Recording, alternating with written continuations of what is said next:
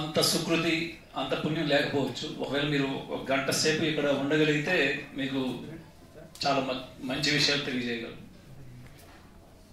ముఖ్యంగా భగవద్గీత యొక్క మహిమ, అది ఒక గ్రంథం, దాని మహిమ కూడా ఇంకా కొన్ని గ్రంథాల్లో వివరించబడడం జరిగింది. శంకరాచార్యులు ఏం చెప్తారంటే, మలినే మోచనం పుంస జలస్నానం దినే దినే సక్రద గీతామృత స్నానం సంసార మలనాశనం అని అంటున్నారు. ఏ విధంగా మనం రోజు స్నానం చేయడం ద్వారా మన శరీరం యొక్క మలినాలు తొలగిపోతాయో, ఎవరైతే ఈ భగవద్గీతను శాస్త్రం యొక్క స్నానాన్ని ఆచరిస్తారో, అంటే ఎవరైతే చదువుతారో దీని తాలూకా ఉపదేశాలని వాళ్ళ జీవితంలో అవలంబిస్తారో, సంసార మలనాశనం అంటే ప్రపంచంలో ఉన్న అన్ని సమస్యల నుంచి బయటపడగలరు. అయితే ఈరోజు మీరు వినబోతుంది భగవద్గీత గురించి కాబట్టి మీరు అన్ని ఒకవేళ ఇందులో ఉన్నవి పాటించగలిగితే కొన్ని మీరు ఈ ప్రపంచంలో ఉన్న అన్ని సమస్యల నుంచి, అన్ని బాధల నుంచి, అన్ని కష్టాల నుంచి బయటపడతారు. మొదటి విషయం, మీరు ఎంతమంది సమస్యలు లేని, బాధలు లేని, కష్టాలు లేని జీవనం కోరుకుంటున్నారో ఒకసారి చెయ్యొద్దండి. కొంతమంది కష్టాలు కోరుకుంటున్నారు, అది చేయలేదు. అందరూ కష్టాల నుంచి బయటపడాలనుకుంటున్నారా? అన్ని సమస్యల నుంచి బయటపడాలనుకుంటున్నారా? ఏవి బాధ జీవనంలో కోరుకోవాలనుకోవట్లేదు కదా. దానికి ఏమైనా మార్గం ఎంతవరకు వెతికారా? అది మొదటి ప్రశ్న.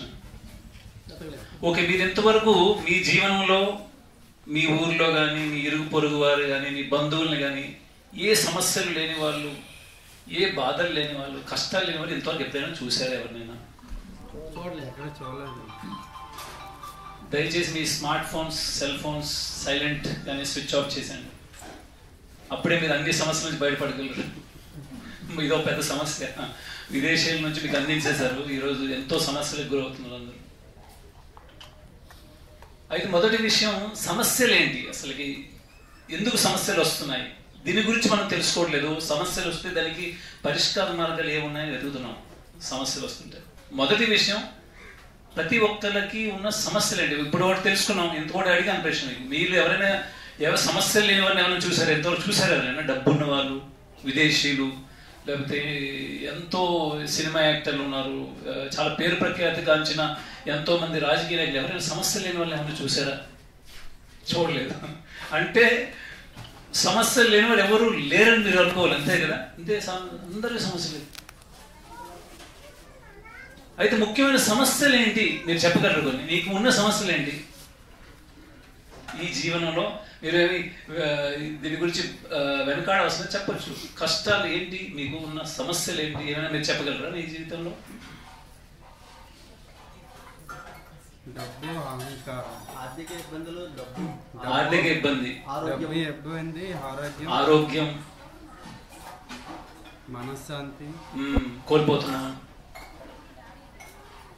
ఒకవేళ ఆర్థిక ఇబ్బందులు అంటే, ఆర్థిక ఇబ్బందులు లేని వాళ్ళు చాలా మంది ఉన్నారు. ఇప్పుడు అనిల్ అంబానీ, ముఖేష్ అంబానీ, టాటా, బిర్లా అంబానీ, అదాని, వాళ్ళకి డబ్బు ఎంతో విపరీతం ఉంది. అంటే ఒక్కొక్క నిమిషంలో ఎంత ధనం వాళ్ళకి వస్తుందో వాళ్ళు లెక్క పెట్టలేరు. లెక్క పెట్టాలని కూర్చున్న మిషన్లు పెట్టుకున్నా లెక్క పెట్టలేరు, అంత ధనం ఉంది.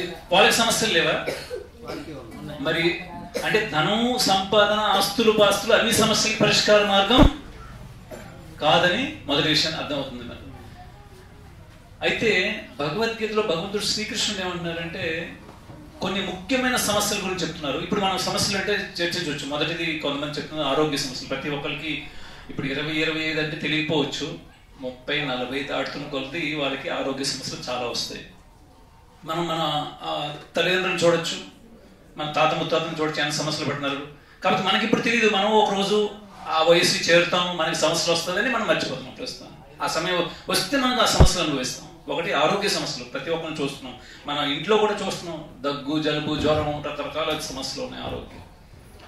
రెండవది ఆర్థిక సమస్యలు చెప్తున్నారు. అందరికీ ధనం కావాలి, రకరకాల ఆర్థిక ఇబ్బందులు. బంధువులతో ఇబ్బందులు ఉన్నాయా లేవా? తల్లిదండ్రులతో కూడా ఇబ్బందులు ఉన్నాయా? పిల్లలతో కూడా ఇబ్బందులు ఉన్నాయా? మీ అమ్మ అంటే మీ చెల్లి, మీ అక్క, తమ్ముడు అన్నయ్య వాళ్ళతో కూడా ఇబ్బందులు ఉన్నాయా? అందరు ఇబ్బందులు ఇస్తున్నారే. మరి ఎలా మనం దీని నుంచి తప్పించుకోగలం అంటే కొన్ని మనం జీవితంలో బాగు చేసుకోవచ్చు, కానీ కొన్ని ఉంటూనే సమస్యలు. దానికి కారణం ఏంటి? అది భగవద్గీతలో భగవంతుడు వర్ణిస్తున్నాడు అన్నమాట. భగవంతుడు ఈ సమస్యల్ని 3 విభాజన చేశాడు ఆయన. దాన్ని ఏమంటారంటే తాపత్రయము అంటారు. తాప అంటే కష్టాలు, క్లేశాలు, దుఃఖాలు. త్రయము అంటే 3 త్రయ. అదేంటంట ఆది భౌతిక క్లేశాలు, ఆది దైవిక క్లేశాలు, ఆధ్యాత్మిక క్లేశాలు. ఆది భౌతిక క్లేశాలు అంటే మన శరీరము, మన మనసు ద్వారా ఉత్పన్నమయ్యే దుఃఖాలు. ఆధ్యాత్మిక క్లేశాలు అంటే మనకి వేరే జీవుల ద్వారా ఉత్పన్నమయ్యే దుఃఖాలు. ఇప్పుడు అన్ని కేటగిరీలు వస్తాయి.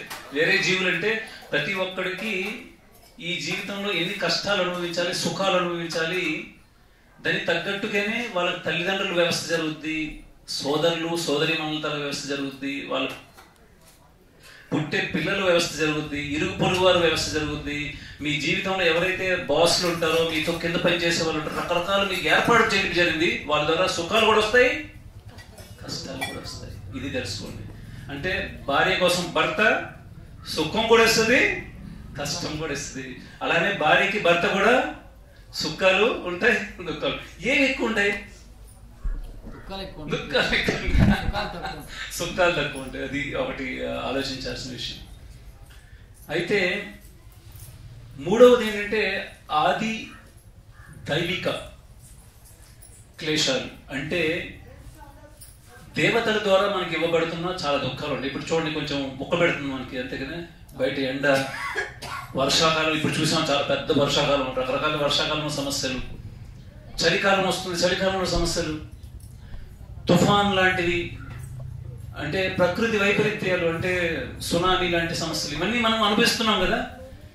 అంటే ఈ 3 కేటగిరీల్లో మన సమస్యలు ఉన్నాయి. దీని నుంచి బయటపడే మార్గం తాపత్రయం. అందరూ అంటున్నాం, ఈ పదం వాడుతున్నాం, ఎందుకు తాపత్రయం. కానీ తాపత్రయం తప్ప అర్థం ఏంటి? ఇది అర్థం. తాప అంటే కష్టాలు, త్రయం అంటే 3 రకాల కష్టాలు అందరూ అనుభవిస్తున్నారు. దీనికి మూల కారణం ఏంటి? ఎవరైనా చెప్పగలరు? ఎందుకు కష్టాలు వస్తున్నాయి మనకి? ఒకసారి ఆలోచించండి, ఎందుకు వస్తున్నాయి కష్టాలు? ఎవరైనా చెప్పగలరా? ఆలోచనల వల్ల. కర్మలు ఎప్పుడు చేసుకున్నవి? గత జన్మలు. ఎన్ని జన్మలు ఎత్తారు? ఇది అందరు నమ్ముతారా మీరు?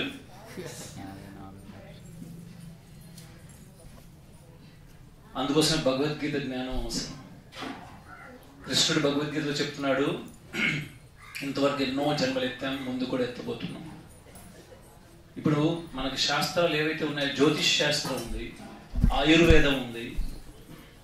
ఈ 2 ఎందుకు చెప్తున్నానంటే, జ్యోతిష్ శాస్త్రంలో వాడు ఎప్పుడు పుట్టాడు, ఈ భూలోకంలో ఎప్పుడు వచ్చాడు వాడు, ఈ జన్మలో, ఆ టైంలో సమయం ఏంటి వాడు, అంటే ఉదయం పుట్టాడా, సాయంత్రం పుట్టాడు, ఏ సమయం నోట్ చేస్తారు కదా డాక్టర్లు. ఏ రోజు పుట్టాడు, పుట్టినరోజు, పుట్టిన సమయం, ఏ ప్లేస్లో పుట్టాడు వాడు, అంటే అక్షాంశాలు రేఖాంశాలు బట్టి వాడు ఏ స్థానంలో పుట్టాడో అప్పటి నుంచి అప్పుడు ఉన్న గ్రహస్థితి ఏంటి, వాడికి మొత్తం కుండలి వేశారనుకోండి, వాటి చార్ట్ అదే చూస్తారు. ఏ సమయంలో ఈ గ్రహస్థితి ఏముంది, ఏ టైంలో వీడు బయటకు వచ్చాడు, అప్పటి నుంచి 9 గ్రహాలు వాడికి ఫుట్బాల్ లాగా ఆడుకుంటున్నాయి. ఒక్కొక్క సమయంలో వస్తుంది. శని ఏలే సమయం ఉంటుంది, ఒక సమయం 7-7.5 సంవత్సరాలు అంటారు, 7.5 అంటారు. ఆ సమయంలో మీకు ఫుట్బాల్ హైయెస్ట్ రేంజ్ లో ఆడుకుంటాడు. దాని నుంచి ఎవరు తప్పించుకోలేరు. చాలా తక్కువ మంది ఈ ఫుట్బాల్ నుంచి తప్పించుకోలేరు. ఇదే కష్టాలు అనమాట. జీవితంలో పుట్టినప్పటి నుంచి మీకు ఆయుష్ అనేది ఇవ్వబడింది. మీకు అందరికి నమ్మకం ఉందా మీరు 70-80 సంవత్సరాలు బతకగలరని? ఏమైనా గుండె మీద చేసుకుని చెప్పగలరా? చెప్పలేరు. గుండె మీదే డౌట్ఫుల్. ఇప్పుడు తింటున్న ఆహారం ఏంటి, అది ఎక్కడ వెళ్ళి బ్లాక్స్ అయిపోతుంది. చిన్నతనంలోనే ఇప్పుడు హార్ట్ ప్రాబ్లమ్స్ వస్తున్నాయి. ఇక్కడ చేసి మొదలు చెప్పలేము ఇన్ని సంవత్సరాలు జీవించగలను. అలాంటి జీవనంలో ఉన్నాం మనం. అంటే ఎప్పుడు పుట్టాడంటే, ఇంతకుముందు వాడు ఎప్పుడు గర్భంలో ప్రవేశించాడు, అది ఒకటి చాలా ముఖ్యమైనది. ఎందుకంటే 9 నెలల తర్వాత బయటకు వస్తాడు. ఇది ఎవరైనా పాటిస్తున్నారా? అందుకోసమే శాస్త్రాల్లో గర్భాధారణ సంస్కారం, ఏ సమయంలో పిల్లల్ని కనాలి, ఎప్పుడు కలవాలి, అది కలవకపోవడం వల్ల ఏదో సమయంలో కలవడం వల్ల వచ్చే పుట్టేవాడు కూడా ఏదో సమయంలో పుడుతున్నాడు. ఆ సమయంలో ఉన్న స్టార్స్ బట్టి వాడికి రకరకాల సమస్యలు, కష్టాలు, దుఃఖాలు ఇవ్వడుతున్నాయి. ధర్మం అనేది ఈ విధంగా నశిస్తున్నది. ఇంతకుముందు పూర్వకాలంలో ధర్మం అనేది చాలా చక్కగా అవలంబించేవాళ్ళు కాబట్టి అలాంటి సంతానం అప్పుడు జరిగేది. ఇప్పుడు కలియుగంలో ఉన్న పతనం చెందిన యుగంలో కాబట్టి కుక్కల పిల్లలు ఎలా కలుస్తున్నాయో అలా కలుస్తున్నారు, వచ్చే పిల్లలు కూడా ఆ విధంగా పుడుతున్నారు. అందుకోసం అధర్మం ఎక్కువగా ముందుకు వెళ్తుంది. అంటే కొంతమంది పిల్లవాళ్ళు పుట్టినప్పటి నుంచే వాళ్ళకి ఎన్నో సమస్యలు ఉంటాయి, వాళ్ళకి ఆరోగ్య సమస్యలు. ఎందుకు వస్తున్నాయి? వాడికి ఈ జన్మలో కర్మ అనేది ప్రారంభించలేదు. అంటే పూర్వజన్మలో ఏదో జన్మ కర్మ ఇప్పుడు ఈ విధంగా అనుభవించాల్సి వస్తుంది. వాళ్ళ పిల్లలకి, అంటే ఆ పిల్లడికి, వాళ్ళ తల్లిదండ్రులకి, బంధుమిత్రులకి అందరికీ కష్టాలు వస్తున్నాయి. అయితే ఆయుర్వేదం ఏం చెప్తుంది? ఆయుర్వేదం ఎలా వచ్చింది? భగవంతుడు విష్ణువు యొక్క, కృష్ణుడి యొక్క ఇంకో అవతారం ధన్వంతరి ద్వారా వచ్చింది. ఆయుర్వేదం అంటే ఏంటి? ఆయువు గురించి చెప్పే వేదం, ఆయువుని పెంచే వేదం. అందులో కూడా మనకు వచ్చే రోగాల గురించి చెప్పబడడం జరిగింది. వీడు ఈ జన్మలో చేసుకున్న, ఎన్నో జన్మలో చేసుకున్న కర్మఫలాలు బట్టి వాడికి రోగాలు ఇవ్వబడుతున్నాయి. మహాభారతం ఎవరైనా చదివారంటే అందులో వృత్తాంతం వస్తుంది. ఇవన్నీ వృత్తాంతాలు. అక్కడ మనిషి చనిపోయిన తర్వాత వాడి యొక్క ఆత్మ సూక్ష్మ శరీరంతో పాటు వెళ్తుంది. వాడు చేసుకున్న పాపకర్మలు ఎక్కువ ఉంటే వాడు వెళ్తాడు ఎక్కడికి? యమరాజు దగ్గరికి. అంటే అక్కడ సంయమని ఒక సభ ఉందంట, సంయమని సభ. అందులో మనం చేసుకున్న ఈ జన్మలో కాకుండా ఎన్నో జన్మల పాపకార్యాలు, అంటే మనుషు జన్మ ఎప్పుడైతే ఎత్తామంటే ఇంకెన్నో జీవరాశుల్లో కూడా మనం జన్మ ఎత్తాము. ప్రతి ఒక్క జీవము ఉందంటే అందులో ఒక ఆత్మ ఉన్నట్టే. అంటే మనకి ఈ మనుష్య జన్మలో మనకి ఇవన్నీ తెలుసుకోగలం, పశు జన్మలో అవన్నీ తెలుసుకోలేము. ఈ జీవిత లక్ష్యం ఏంటి, ఎందుకు పుడుతున్నాం, కొంత సమయం వరకు ఎందుకుంటున్నాం. అయితే ఆయుర్వేదం ఏం చెప్తుందంటే వాడు ఎన్నో జన్మలో చేసుకున్న కర్మఫలాలు బట్టి. అయితే ఇక్కడ మహాభారతం ఏం చెప్పారంటే సంయమని సభలో అక్కడ చిత్రగుప్తుడి దగ్గర వాడు చేసిన కర్మఫలాల పూర్తి లిస్ట్ ఉంటుంది. ఇప్పుడైతే మన కంప్యూటర్స్ వచ్చేసాయి, మనం ఏ సమయంలో ఏంటి కావాలంటే అంత అది అప్పుడే ఆయన దగ్గర అంతా ఉంది. ఇవన్నీ లేకుండా మొత్తం ఏంటి, ఎప్పుడు నుంచి జీవుడు ఉన్నాడు, ఎప్పటి నుంచి ఎన్ని జన్మలు ఎత్తాడు, ఏ శరీరంలో మార్పు చేశాడు, ఎప్పుడైతే మనిషి జన్మ లభించిందో వాడు చేసిన కర్మఫలాలు ఏంటి, వాడు చేసిన కర్మలు పుణ్యకర్మల, పాపకర్మల, దాన్ని బట్టి ఎన్నో జన్మల తాలూకు అకౌంట్ బట్టి వాడికి ఈ జీవనంలో ఏ గర్భంలో ప్రవేశించాలో వాడికి నిశ్చయించబడుతుంది. వీడికి మనిషి జన్మ ఇవ్వాలా, లేకపోతే పశుపక్ష్యాదుల యొక్క, జంతువుల, వృక్షాల ఏ జన్మలో వీడికి పంపించాలి. వాడు ఒకవేళ మనిషి జన్మలు ఎత్తాడంటే వాడికి ఏ కష్టాలు ఇవ్వాలి, ఏ సుఖాలు ఇవ్వాలి, అవి నిర్ధారింపబడతాయి. అక్కడ యమరాజు యొక్క, అందుకోసమే యమధర్మరాజు అంటారు. అవి ధర్మరాజు. యముడికి మనం ఎప్పుడు చూసామంటే, సినిమాలో చూసామంటే ఒక పెద్ద పోతు మీద కూర్చొని గద పట్టుకొని అంటే భయంకరంగా కనిపిస్తుంది. కానీ ఆయనకి ఏం పదవి ఇవ్వబడింది? ధర్మరాజు. ఎందుకు ధర్మరాజు ఇవ్వబడింది?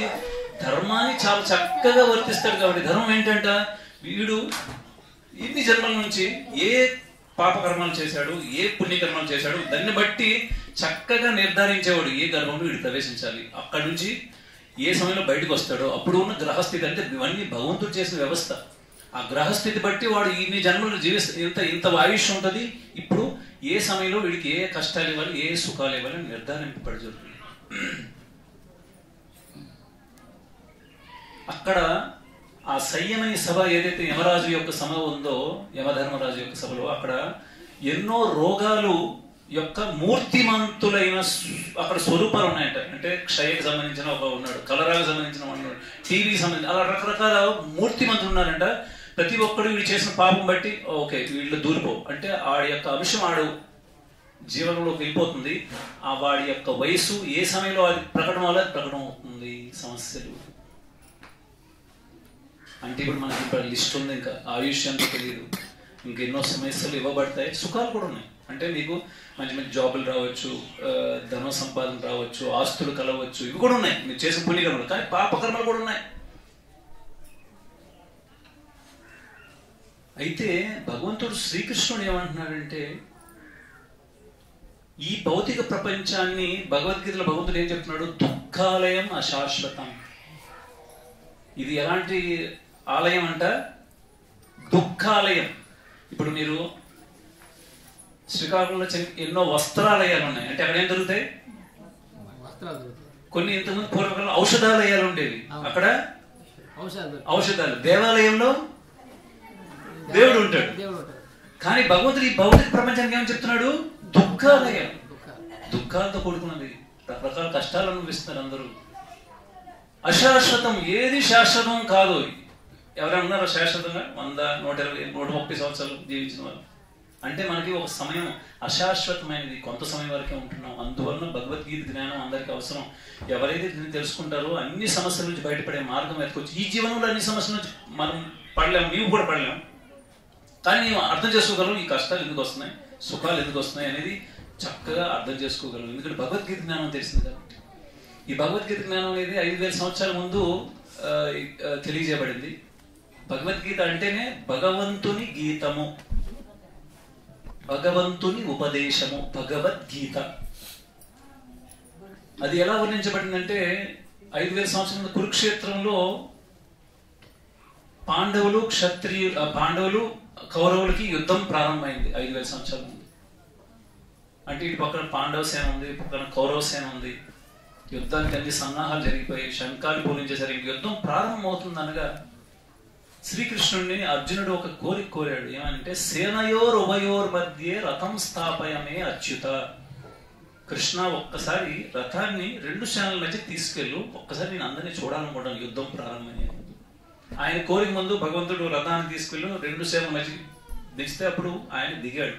అర్జునుడు చూశాడు, ఒక పక్కన బంధుమిత్రులు అందరూ ఉన్నారు, భీష్మ ద్రోణాదులు ఉన్నారు.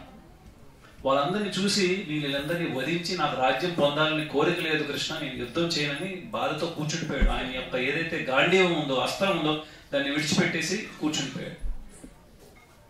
అప్పుడు భగవంతుడు ఏదైతే ఉపదేశం ఇచ్చాడో దాన్నే భగవద్గీత అంటారు. ఆయన యొక్క శోకాన్ని దూరం చేయడానికి అక్కడ ప్రత్యక్షంగా అర్జునుడికి అందించాడు, మనకి అందరికి పరోక్షంగా ఈ రూపంలో అందిస్తున్నాడు ఆ భగవద్గీత జ్ఞానం. ఇంతకుముందు ఎంతో మీరు ప్రవచనం టీవీలో వినొచ్చు, కానీ ఇస్కాన్ అనే సంస్థ, అంతర్జాతీయ కృష్ణ చైతన్య సంఘం, ఏదైతే భగవద్గీతని చాలా సరళంగా అందరూ అర్థమయ్యే రీతిలో అందించడానికి ప్రయత్నం చేసిన వాళ్ళు ఏసీ భక్తి వేదాంత స్వామి శ్రీల ప్రభుపాదులు. ఆయన ద్వారా ఈరోజు ప్రపంచంలో చాలా పెద్ద ఉద్యమం, హరే కృష్ణ ఉద్యమం. ఇది సామాన్యమైన ఉద్యమం కాదు. మీరు గ్లోబ్ ఇంటి మీ ముందు పెట్టుకొని తిప్పండి, గ్లోబ్ని ఎక్కడైనా చేయి పెట్టి ఆపండి, ఆ ప్రదేశంలో ఇస్కాన్ ఉంటుంది, అందులో సందేహం లేదు. ప్రతి ఒక్క దేశం, ఈవెన్ ముస్లిం కంట్రీస్ కూడా విడిచిపెట్టలేదు. బంగ్లాదేశ్, పాకిస్తాన్ లాంటి ముస్లిం దేశాల్లో కూడా ఇస్కాన్ అనేది ఉంది ఈరోజు. అయితే భగవద్గీత అక్కడ భగవంతుడు ఏం చెప్పాడంటే ఆయన శోకాన్ని దూరం చేయడానికి జాతస్య హి ధ్రువం మృత్యు ధ్రువం జన్మ మృతస్య చ. అర్జున, పుట్టిన ప్రతి వ్యక్తికి మరణం తప్పదు, మరణించిన వెంటనే పుట్టుక తప్పదు. అంటే ఇక్కడ పునర్జన్మ సిద్ధాంతాన్ని తెలియజేస్తున్నాడు భగవంతుడు. అదే మేమంతా ఇంతకుముందు అర్థం చేసుకున్నది. మనకి ఇది ఒక్క జన్మ కాదు, ఇంతకుముందు ఎన్నో జన్మలు ఎత్తాం, ముందు కూడా ఎత్తబోతున్నాం. కానీ రెండో విషయం ఏదైతే తెలిసేసాడో చాలా విలువైనది, అదే ఈ రోజు మీ చోట్ల పడుతుంది. ఏంటంటే కృష్ణ ఏమంటారంటే ఈ జన్మ మరణం అనేది ఈ దేహానికి, ఈ శరీరానికే గాని లోపల నివసిస్తున్న ఆత్మకి పుట్టుక లేదు, చావు లేదని తెలియజేశారు. అంటే 2 విషయాలు, మీరు వేరు, మీ శరీరం వేరు. మీకు ఈ శరీరం ఇవ్వబడింది కొంత సమయం వరకు. ఈ శరీరం మీద ఎక్స్పైరీ డేట్ అనేది ఒకటి ప్రింట్ అయ్యి ఉంది ప్రతి ఒక్కరికి. ఆ టైంకి నేను ఈ శరీరం విడిచిపెట్టేస్తాను, కొత్త శరీరాన్ని కర్మానుసారం గ్రహిస్తాను. ఇది ఎవ్వరూ తప్పించుకోలేరు, ఇది వాస్తవికత. అయితే ఈ శరీరము ఆత్మ మధ్య తేడా తెలియజేయడానికి భగవంతుడు రకరకాల శ్లోకాల్లో అర్థమయ్యే విధంగా చెప్తున్నాడు. ఏమేనంటే వాసాంసి జీర్ణాని యథా విహాయ నవాని గ్రహణాతి నరోపరాని తథా శరీరాని విహాయ జీర్ణాని అన్యాని సంయాతి నవాని దేహి. అర్జున, ఏ విధంగా చిరిగిన బట్టలు విడిచిపెట్టి కొత్త బట్టలు నువ్వు ధరిస్తున్నావు, అదే మాదిరిగా ఈ దేహం దేనికి ఉపయోగపడనిది అన్నప్పుడు ఈ శరీరం విడిచిపెట్టి ఈ ఆత్మ కొత్త శరీరాన్ని గ్రహిస్తుంది. మనం చిరిగిన బట్టలు వేసుకుంటాం, విడిచిపెట్టి కొత్త బట్టలు వేసుకుంటాం. అలానే ఈ శరీరం ఎప్పుడు ఈ ఆత్మ ఉండదగినది అనిపిస్తుంది. ఆత్మకి ఎప్పుడైతే శరీరం వృద్ధాప్యం వలన కానీ, అనారోగ్యం వలన కానీ, లేకపోతే పెద్ద యాక్సిడెంట్ జరిగి ఈ శరీరంలో ఈ ఆత్మ ఉండదన్నప్పుడు ఈ శరీరం విడిచిపెట్టి కొత్త శరీరాన్ని గ్రహిస్తుంది. తథా దేహాంతర ప్రాప్తి. ఒక దేహాన్ని విడిచి ఇంకో దేహాన్ని మనం మారుతూ ఉన్నాం. ఒక శరీరాన్ని విడిచిపెట్టి ఇంకో శరీరంలోకి మారుతున్నాం. మనము ఆత్మస్వరూపం. మనం అందరం శరీరంలో ఆత్మ అయి ఉంటున్నాం. మనకి కొంత సమయం ఈ శరీరం ఇవ్వబడింది. ఇది తాత్కాలికమైనది. అయితే మనకి కష్టాలు సుఖాలు వస్తున్నవన్నీ ఈ శరీరానికే. అంటే ఈ బట్టలకే మనకి కష్టాలు సుఖాలు, లోపల ఉన్న ఆత్మకి కష్టాలు సుఖాలు అనేవి లేవు. అంటే మనకి స్వయంగా ఈ కష్టాలు లేవు. మనకి మృత్యువు లేదు, మనకి జన్మ లేదు. ఈ శరీరాలే మనం మారుస్తూ తిరుగుతూ ఉన్నాం అన్నమాట ఎన్నో జన్మల నుంచి. అందుకోసమే ఈ జన్మలో ప్రతి ఒక్కరు సంతృప్తి ఎప్పుడు చెందలేరు. ఎందుకంటే మనం ఈ శరీరానికి సంబంధించిన వస్తువులే మనకి ప్రధానం అనుకుంటున్నాం. అంటే డబ్బు, ధనం, సంపాదనలు, ఆస్తులు, పాస్తులు, వీటి వెనకే పరిగెడుతున్నారు ప్రతి ఒక్కరు. అవన్నీ ఈ శరీరానికి సంబంధించినవి. కానీ మనం శరీరం కాదు, లోపల నివసిస్తున్న ఆత్మ. దానికి ఏది ఆహారం ఇవ్వాలో అది ఇస్తే అప్పుడు మీరు సంతృప్తి చెందలేరు. అది ఇంతవరకు మనం నేర్పించలేదు ఎవరు. మనం శరీరమే ప్రధానం అనుకుంటున్నాం. మరలా కృష్ణ ఏమంటారంటే, దేహినోస్మిన్ యథా దేహే కౌమారం యవ్వనం జర తథా దేహాంతర ప్రాప్తి ధిరస్తత్ర నముహ్యతి. ఇప్పుడు ఈ అబ్బాయి పేరు రామానంద్. పుట్టినప్పుడు పేరు పెట్టారు. ఇప్పుడు బాల్యావస్థ. చిన్నప్పుడు పుట్టినప్పుడు ఈ శరీరం ఈ విధంగా లేదు కదా, చిన్న బాలుడు రూపంలో. అది కృష్ణుడు చెప్పినాడు. ఉదాహరణ చెప్పినాడు. ఈ శరీరం ఆత్మ మధ్య తేడా తెలియజేయడానికి రకరకాల ఉదాహరణతో భగవంతుడు వర్ణిస్తున్నాడు. మనకు అర్థమయ్యే విధంగా. ఏ విధంగా కౌమారం, యవ్వనం, జర, ఈ 3 స్థితులు చెప్పాడు. కౌమారం అంటే బాల్యావస్థ, యవ్వనం, జర అంటే వృద్ధావస్థ. ఏ విధంగా ఈ మనిషి అంటే ఇప్పుడు రామానంద్ ఉన్నాడు, ఇప్పుడు బాల్యావస్థలో ఉన్నాడు, పేరు అదే రామానందే. ఇప్పుడు యవ్వనావస్థలోకి వెళ్తాడు, పేరు అదే, కానీ శరీరం ఎలా ఉంటుందా? శరీరం మారిపోయింది. అలానే ఎప్పుడైతే 60-70 సంవత్సరాలకు వెళ్తాడో శరీరం అలాగ ఉంటుందా? యవ్వన స్థితిలో శరీరం మారిపోతుంది. ఏ విధంగా అర్జున ఈ జీవనంలోనే నువ్వు శరీరాలు ఎలా మారుస్తున్నావో తథా దేహాంతర ప్రాప్తి. మృత్యు తర్వాత ఇంకో దేహాన్ని నువ్వు గ్రహిస్తావు. అంటే ఈ జన్మలో మనకి బంధనాలు ఏవైతే ఉన్నాయో అవన్నీ మనం విడిచిపెట్టి వెళ్ళిపోవాలి. నయనం చిందంతి శస్త్రాన్ని నయనం దహతి పావకః నా చైనం క్లేదయంత అపో నా శోషయతి మారుతః. కృష్ణుడు ఏం చెప్తున్నాడంటే, అర్జున నీ ఏదైతే శస్త్రం ఉందో, అస్త్రం ఉందో, దాని ద్వారా ఈ శరీరాన్ని ఖండించగలవేమో కానీ ఆత్మని ఖండించలేవు నీ శస్త్రం ద్వారా. అది ఖండింపరానిది. అగ్ని ద్వారా దాన్ని అంటే కాల్చలేము. ఆత్మని, శరీరాన్ని కాల్చే వచ్చాము. అలాంటి మనం నిత్యమైన వాళ్ళం. అది అర్థం చేసుకోవడం. ప్రతి ఒక్కరు కష్టాలు అనుకుంటే ఈ శరీరానికి కష్టాలే అనుకుంటున్నారు. మనకి ఆత్మకి ఏం కష్టాలు లేవు. కానీ ఈ ఆత్మకి ఏదైతే ఈ శరీరం ఇవ్వబడిందో దానివల్ల ఈ కష్టాలు అనుభవిస్తున్నాడు. అందుకోసం ఈ శరీరం అనేది మనం ఆధ్యాత్మికం చేసుకుంటే ఈ కష్టాల నుంచి బయటపడగలం. మనం ఉదయం లేచినప్పటి నుంచి రాత్రి పడుకున్న వరకు చేస్తున్న కార్యకలాపాలని ఈ శరీరమే ప్రధానం అనుకుంటూ, ఈ శరీరమే నేను అనుకుంటూ శరీరం కోసమే ప్రయత్నం చేస్తున్నాం. ఉదయం లేచినప్పటి నుంచి మీరు ఏం చేస్తారు? బ్రష్ చేస్తారు, స్నానం చేస్తారు, టిఫిన్ తింటారు, బట్టలు వేసుకుంటారు, భోజనం చేస్తారు, తర్వాత టీవీ చూస్తారు, సినిమా పాటలు, అన్ని శరీరం సంబంధించిన ఆనందాలే. కానీ అవి నిజమైనవి కాదంటున్నాడు భగవంతుడు. ఎందుకంటే శరీరం విడిచిపెట్టి దాని నిజం మన శరీరం కాదు, లోపల ఉన్న ఆత్మ. దానికి ఏది ఇవ్వాలో మనం నేర్చుకోలేదు. అందుకోసం మన సంతృప్తి ఎప్పుడు చెందాలి, ఏ వస్తువుతో సంతృప్తి చెందాం. దీనికి మంచి ఉదాహరణ ఏంటంటే, భగవంతుడు వామన అవతారం ఎత్తాడు. బలి చక్రవర్తి ముందుకు వెళ్ళి 3 అడుగులు చోటు అడిగాడు. బలి చక్రవర్తి హేళన చేశాడు ఆయనకి. ఆయన భగవంతుడికి తెలియదు ప్రారంభంలో. అయ్యా నువ్వు పిచ్చి బ్రాహ్మణుడిలా ఉన్నావు, నా దగ్గర 3 లోకాలు ఉన్నాయి, భూలోకం, భువర్లోకం, స్వర్గలోకం. నీకు కావాలంటే ఒక రాజ్యం ఇవ్వగలను, కోరుకో. అప్పుడు భగవంతుడు ఏం చెప్పాడంటే, మనిషికి పూర్తిగా సంతృప్తినిచ్చి ఏ వస్తువు యొక్క సృష్టి ఈ 3 లోకాల్లో ఇంతవరకు జరగలేదు, భవిష్యత్తులో జరగబోదు. నేను పూర్వకాలంలో 2 రాజులను చూశాను. వాళ్ళు ప్రపంచం అంతా జయించేశారు, కానీ కొంత సమయంలో అసంతృప్తికి గురయ్యారు. ఇప్పుడు ప్రపంచం అంతా జయించిన రాజుకి ఇంకా పొందాల్సిన సుఖం ఉంది. వాడు కూడా అసంతృప్తి చెందాడంటే మీకు పూర్తి సంతృప్తినిచ్చి ఏ వస్తువు ఇంతవరకు లేదు, భవిష్యత్తులో కూడా మీరు దీనికి ఉదాహరణ ఏంటి? మీరు ఏదైతే ఇప్పుడు బట్టలు వేసుకున్నారో కొత్తలో కొన్నప్పుడు ఉన్న ఆనందం ఇప్పుడు ఉందా? ఏ వస్తువైనా తలచండి, మీ మెడలో ఉన్న ఆభరణాలు కానీ, మీ చేతిలో ఉన్న సెల్ ఫోన్ కానీ, లేకపోతే మీ టీవీ కానీ, మీ కారు కానీ, మీ స్కూటర్ కానీ, మీ ఇల్లు కానీ, వివాహం ఉన్న కొత్త ఆనందం ఇప్పుడు ఉందా?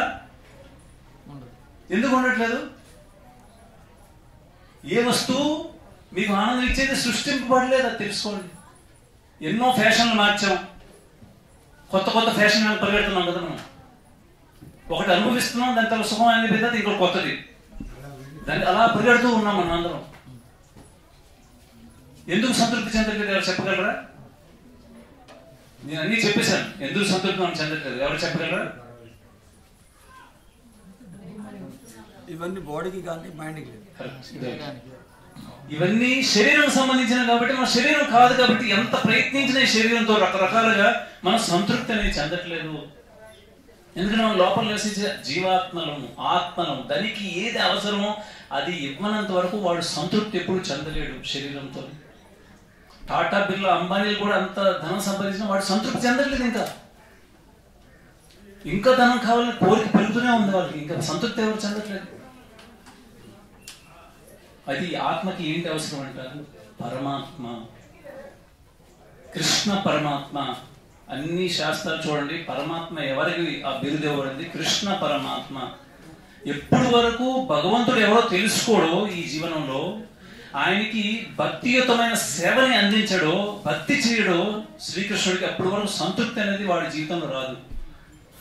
కృష్ణ ఏమంటారంటే, ఈ భూమిలో పుట్టిన ప్రతి వ్యక్తికి, ప్రతి జీవికి విడిచిపెట్టండి, ప్రతి వ్యక్తికి 4 సమస్యలు తప్పమంటారు. ముందు సమస్యలు తెచ్చుకున్నాం, జన్మ మరణం అనేది తప్పదు, అంతే కదా. ఆ మధ్యలో 2 సమస్యలు ఉన్నాయి. ఏంటి? ఒకటి ముసలితనం, రోగాలు. వీటిని తప్పించుకోలేడు. అంటే ముందుకు వెళ్తున్న కొద్ది ఈ 4లో ఒక సమస్య తగ్గొచ్చాము. కలియుగంలో ఏం చెప్పబడింది అంటే, ప్రాయణ అల్పాయుషా సభ్య కలోస్మిన్ యుగే జన మంద సుమంద మతయో మంద భాగ్య హి ఉపద్రుత అని చెప్పారు. ఏం చెప్పారంట? ప్రాయణ అల్పాయుష. ఇప్పుడు ఉన్న కలియుగంలో ముందుకు వెళ్తున్న కొద్ది ఆయుష్ అనేది తగ్గించబడుతుంది. ప్రజలు ఎలాంటి వాళ్ళంట? కలియుగంలో మందబుద్ధులు, మంద భాగ్య, వాళ్ళ అదృష్టం కూడా చాలా తక్కువ ఉంది. ఉపద్రుత, ఇప్పుడు చింతలతో ఉంటారు అని భవిష్యవాణి భాగవతంలో ముందు జరిగిపోయింది. అంటే భవిష్యత్తులో ఏం చెప్పబడి ఉంది? ఇది కలియుగంలో ఉన్నాం కాబట్టి, కలియుగం ప్రారంభమైంది 5000 సంవత్సరాలు అయింది. 5000 సంవత్సరాలు. ఈ కలియుగం తరగ ఆయువు ఎంతంటే మొత్తం 4,32,000 సంవత్సరాలు. 4,32,000 సంవత్సరాలు. అంటే ఇప్పుడు 5,000 సంవత్సరాలు జరిగింది. ఇంకా ముందుకు వెళ్తున్నది మనిషి యొక్క ఆయువు ఎంత తగ్గిపోద్దంట, లాస్ట్ లో వాడు 10 సంవత్సరాలకి తండ్రి అవుతాడంట, 16 సంవత్సరాలకి వృద్ధుడైపోతాడంట. ఈ పరిస్థితి వస్తుందంట. ఆయువు తగ్గుతుందా లేదా? మన పూర్వీకులు ఉండే ఆయువు ఉందా ఇప్పుడు? అది గ్రాడ్యువల్గా తగ్గుతుంది. మీరు ఎలాగా టీవీ వాల్యూమ్ తగ్గిస్తారు, అలా నెమ్మదిగా తగ్గుద్ది అన్నాడు. అది అలా కలియుగం అంతంకి ఇంత ఆయువు తగ్గిపోతుంది. ఇప్పుడు ఆ విధంగా ఆయువు తగ్గిపోతుంటే ఈ 4 సమస్యల్లో ఒక సమస్య తగ్గిపోతే ఏంటంట? ఆయువు లేదు. 4 సమస్యలు: జన్మ, మృత్యు, జరా, వ్యాధి. అంటే పుట్టుక, మరణం, ముసలితనం, రోగాలు. ఏంటి తగ్గిపోతుంది ఇందులో? ముసలితనం కనిపించదు. ఈ సమస్య తగ్గొచ్చేమో, ఎందుకంటే ఆయువు తగ్గిపోద్ది, వేగం ముసలిపోతుంది, వెంటనే చనిపోతాడు. ఆ విధంగా వచ్చే విపత్కర పరిస్థితి ఉంది. అంతవరకు మనం ఎందుకు ఉండాలి ఇక్కడ ప్రపంచంలో? దీనికి ఏమైనా సరళమైన మార్గం ఉందా? అది కృష్ణుడు చెప్తున్నాడు. ఈ లోకంలో పుట్టినవాడు దుఃఖాల నుంచి బయటపడలేడు. దుఃఖాలు వస్తూనే ఉంటాయి, కష్టాలు వస్తూనే ఉంటాయి. ఎప్పుడు వరకు ఈ లోకం కాకుండా కృష్ణుడు ఏమంటాడు? నా లోకంకి వచ్చిన వాడికి మళ్ళా జన్మం అనేది ఉండదు, మృత్యు అనేది ఉండదు, ముసలితనం అనేది ఉండదు, రోగాలు ఉండవు, నిత్యమైన కుటుంబాన్ని పొందుతాడు, నిత్యమైన లోకం పొందుతాడు, నిత్యమైన శరీరం పొందుతాడు. అదే భగవద్గీత ఉపదేశం. అంటే మీరు ముందు నేను అడిగిన ప్రశ్నకి సమస్యలు, కష్టాలు, బాధలు ఇక్కడ పడాల్సిందే. కొన్ని తగ్గించగలవు, అది కూడా చెప్పాడు భగవంతుడు. కొన్ని తగ్గించగలడే. కానీ ఎప్పటి వరకు ఈ మృత్యువుని ఆపరు. అసలైన పెద్ద సమస్య ఏంటి? మృత్యువు ప్రతి ఒక్కరి దాగి ఉంది. అది ఏ సమయంలో వస్తుందో తెలియదు. అన్ని సంబంధాలు, నీ బ్యాంక్ బ్యాలెన్స్, నీ ఆస్తులు పాస్తులు కుటుంబాలు అన్ని విడిచిపెట్టి వెళ్ళిపోవాలి. అది అతి పెద్ద సమస్యగా అన్ని శాస్త్రాలు విడిచిపెట్టింది మృత్యువు. దాని నుంచి బయటపడి మనకు ఈ జన్మలో సాధ్యం కాదు. వచ్చే జన్మలో వాడు వైకుంఠంలోకి ఎలా వెళ్ళగలడు? వైకుంఠం అంటే ఏంటో మొదటి అర్థం చేసుకోండి. మీరందరూ వైకుంఠం అయినారు పేరు. వైకుంఠ పాలి ఆడారు కదా. వైకుంఠ పాలి, వైకుంఠాన్ని చేరడం మధ్యలో ఉన్నాయి పాములు, నిత్యంలో ఉన్నాయి. అందులో ఎక్కుతున్నాం దిగుతున్నాం, అలా ఎన్నో జన్మలు తిరుగుతున్నాం. ఈ జన్మల్లో తిరగడం మరణం, ఇందులోనే దీన్నే భవసాగరం అంటారు. సాగరం అంటే ఏంటి? సముద్రం. భవ అంటే ఏంటి తెలుసా? వచ్చేవాళ్ళు చెప్పండి. ఎప్పుడు వచ్చారు పుట్టుక మరణం అనే సాగరంలో మనం కొట్టుకుపోతున్నాం. దాన్నే భవసాగరం అంటారు. మీరు రామదాసు అన్నమాచార్య కీర్తనలో విన్నారంటే ఈ భవసాగరం అనే పదాన్ని విరివిగా వాడారు. రామదాసు ఆయన కీర్తన అంటాడు, నా తరమా భవసాగర మీదను నలినదలే క్షజ రామ. రామ నా తరమ ఈ భవసాగరం ఎదడం. మీకు ఈత వచ్చనుకోండి, మీ ఊర్లో ఏదో చిన్న చెరువు ఎదగలరు, చిన్న నది ఎదగలరు, కానీ సముద్రం ఎదగలరా? కలిబాటం తీసుకుని విడిచిపెట్టడం కొంచెం ఏది చూపించు.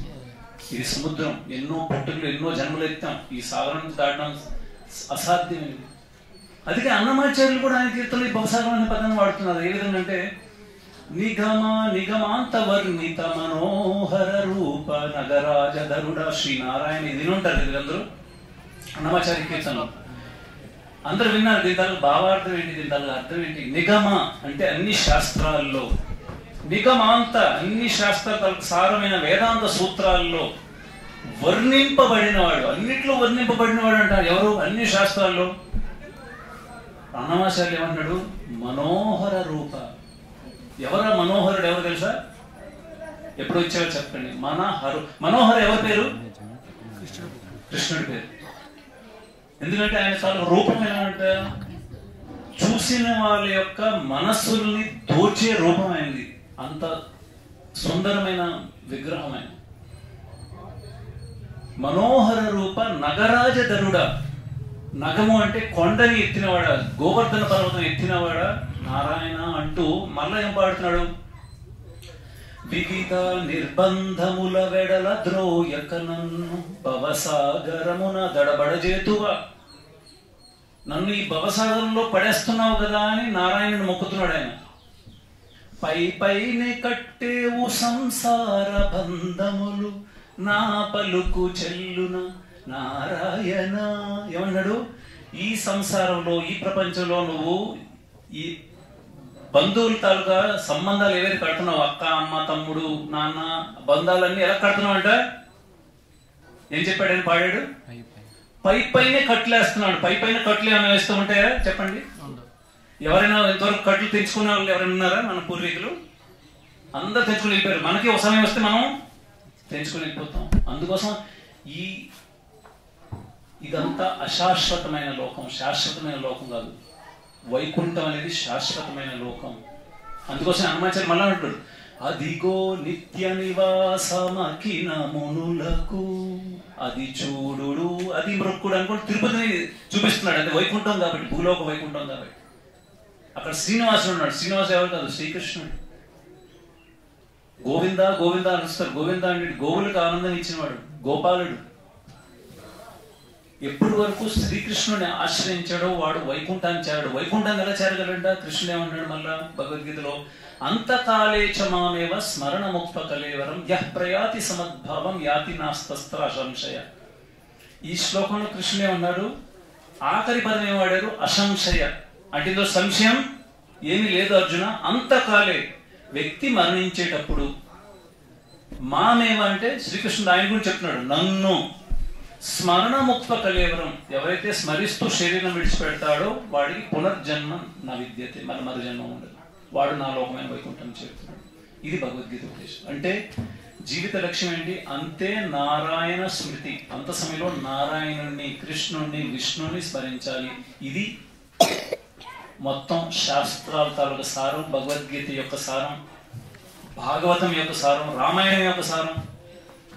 రామాయణంలో ఎప్పుడైతే విశ్వామిత్రి ముని విశ్వామిత్రుడు రకరకాల యజ్ఞ యాగాదులు చేస్తున్నప్పుడు రాక్షసులు ఎంతో మంది చాలా రకాలుగా ఇబ్బందులు పెట్టేవారు. అప్పుడు వెంటనే ఆయన ఆ రాజు దగ్గరికి వెళ్తాడు, దశరథ మహారాజు దగ్గరికి. అప్పుడు దశరథ మహారాజు ఆయనకి కుశల ప్రశ్నలు వేస్తూ యోగక్షేమాలని తెలుసుకున్న తర్వాత ఒక ప్రశ్న అడుగుతారు, విశ్వామిత్ర, ఈ భవసాగరం నుంచి దాటే ప్రయత్నం నీది ఎంతవరకు వచ్చింది అని అడుగుతారు. ఇప్పుడు మీ ఇంటికి ఎవరైనా బంధువులు వచ్చారనుకోండి, మీరు వాళ్ళకి బాగోగులు అడిగిన తర్వాత కూర్చోబెట్టి మీరు టీలో కాఫీలో ఇచ్చి మళ్ళీ వాళ్ళకి ప్రశ్న అడిగారు నుండి, ఈ భవసాగరం నుంచి దాటే ప్రయత్నం నీది ఎంతవరకు వచ్చిందని అడిగితే ఏమంటారు? ముందు వెటకారం అంటారు, ముందు ఏం అడుగుతున్నావు అంటారు. కానీ చాలా ముఖ్యమైన ప్రశ్న. మీరు ఇంతవరకు రకరకాల అంటే విద్యాభ్యాసం చేయొచ్చు, పెద్ద పెద్ద ఉద్యోగాలు చేయొచ్చు, ఒకవేళ భవసాగరం దాటే ప్రయత్నం మీరు చేయలేదంటే మీ జీవితం వ్యర్థం అయినట్టు. అందుకోసం భాగవతం ఏం చెప్తుంది?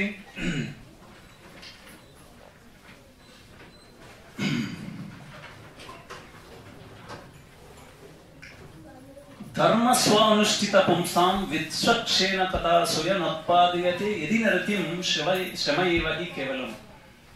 ఒకవేళ ఈ ప్రపంచంలో మీరు ఎన్నో మంచి కర్మలు చేస్తున్నారు, మంచి పుణ్య కర్మలు చేస్తున్నారు, అన్ని చేస్తున్నారు, బాగా అన్నిటికీ ధర్మపరంగా మీరు వర్తిస్తున్నారు, అన్ని చేస్తున్నారు. కానీ ఒకవేళ కృష్ణుడి పట్ల భక్తిని అనేది మీరు అలవర్చకపోతే ఈ జీవనంలో శ్రమయేవ హి కేవలం. మీరేం పడ్డారంటే ఒక శ్రమే పడ్డారు, ఏం చేశారు? మీ తాలూకా బిల్డింగ్లు అక్కడే ఉండిపోతాయి, మీ ఆస్తులు అక్కడే ఉండిపోతాయి. ఏం చేశారు? ఏం సాధించారు? మీరు వచ్చే జన్మలో ఉపయోగపడేది అది. ఒకవేళ ఈ భక్తి, అర్జునుడు రకరకాల ప్రశ్నలు అడుగుతాడు. ఈ జన్మలో భక్తిలో ఉన్నతుడు కాని వాడు, భక్తి మధ్యలో విడిచిపెట్టిన వాడికి వచ్చే జన్మలో ఏం గతి అవుద్ది? వాడు మళ్ళా కృష్ణుడు ఏం చెప్తున్నాడు? వాడు వచ్చే జన్మలో భక్తుల ఇంట్లో జన్మేశాడు, వాడికి లభిస్తుంది. ఎంతైతే భక్తి ఆపేశాడో మళ్ళీ అక్కడి నుంచి భక్తి పూర్తి చేయొచ్చు. అలాగే ఎన్నో జన్మల్లో మీరు పూర్తి చేయొచ్చు అంత సమయంలో భగవంతుడు స్మరించాలంటే. లేకపోతే ఈ జన్మనే మీరు వినియోగించుకోవచ్చు. ఇప్పుడు ఇక్కడ రకరకాల వయస్కులు ఉన్నారు, ఇక్కడ రకరకాల వయసులో ఉన్నారు. అంటే చూస్తే 4-5 సంవత్సరాల నుంచి 50-60 సంవత్సరాల వరకు ఉన్నారు. ఇప్పుడు వరకు ఈ జన్మలో మీ చేసుకున్న పుణ్యకర్మలు, పాపకర్మలు, అలానే ఎన్నో జన్మలో చేసుకున్న దాన్ని బట్టి మీరు వచ్చే జీవనంలో ఎక్కడికి ఏ గర్భంలో ప్రవేశిస్తారనేది కొంత డిసైడ్ అనేది అయిపోయింది. ఇప్పుడు ఆయుష్ ఎంత ఉందో ఈ సమయాన్ని మీరు కరెక్ట్గా ఉపయోగించుకున్నారంటే మిగిలిన సమయాన్ని మీరు వైకుంఠాన్ని చేరవచ్చు, నిత్యమైన కుటుంబంలోకి వెళ్ళవచ్చు. భగవంతుని యొక్క వైకుంఠాన్ని విడిచిపెట్టిన వచ్చిన వాళ్ళని కృష్ణుడు చెప్తున్నాడు అక్కడ, మమైవాంశో జీవలోకే జీవభూత సనాతన మనశ్శస్త్రాన్ని ఇంద్రియాన్ని ప్రకృతిస్థాని కర్ష. కృష్ణుడు ఏమంటున్నాడు భగవద్గీతలో? ఇక్కడ ఉన్న జీవులందరూ నా తాలూకా అంశాలే, వీళ్ళతో నాకు సనాతనమైన సంబంధం ఉంది. కానీ ఈ భూలోకంలో వచ్చి కర్షది రకరకాల కష్టాలు అనుభవిస్తున్నారు. అంటే మనం వైకుంఠాన్ని విడిచిపెట్టి వచ్చిన వాళ్ళం. మరలా వైకుంఠంలో మన స్థానం ఒకటి ఉంది, అక్కడ ప్లేస్ ఉంది. ఒకవేళ ఈ జన్మలో మనకి కరెక్ట్ మంచి గురువు లభించి మనకి శిక్షణ ఇస్తే మనం మళ్ళా వైకుంఠం అదే స్థానానికి వెళ్ళి భగవంతుడి యొక్క నిత్యమైన సేవల్లో మనం నిమగ్నం అవ్వచ్చు. భగవంతుడు సేవ చేయనిదే, శ్రీకృష్ణుడి యొక్క సేవ చేయనిదే ఎవరు సంతృప్తి చెందలేదు. దీనికి మంచి ఉదాహరణ ఏంటంటే,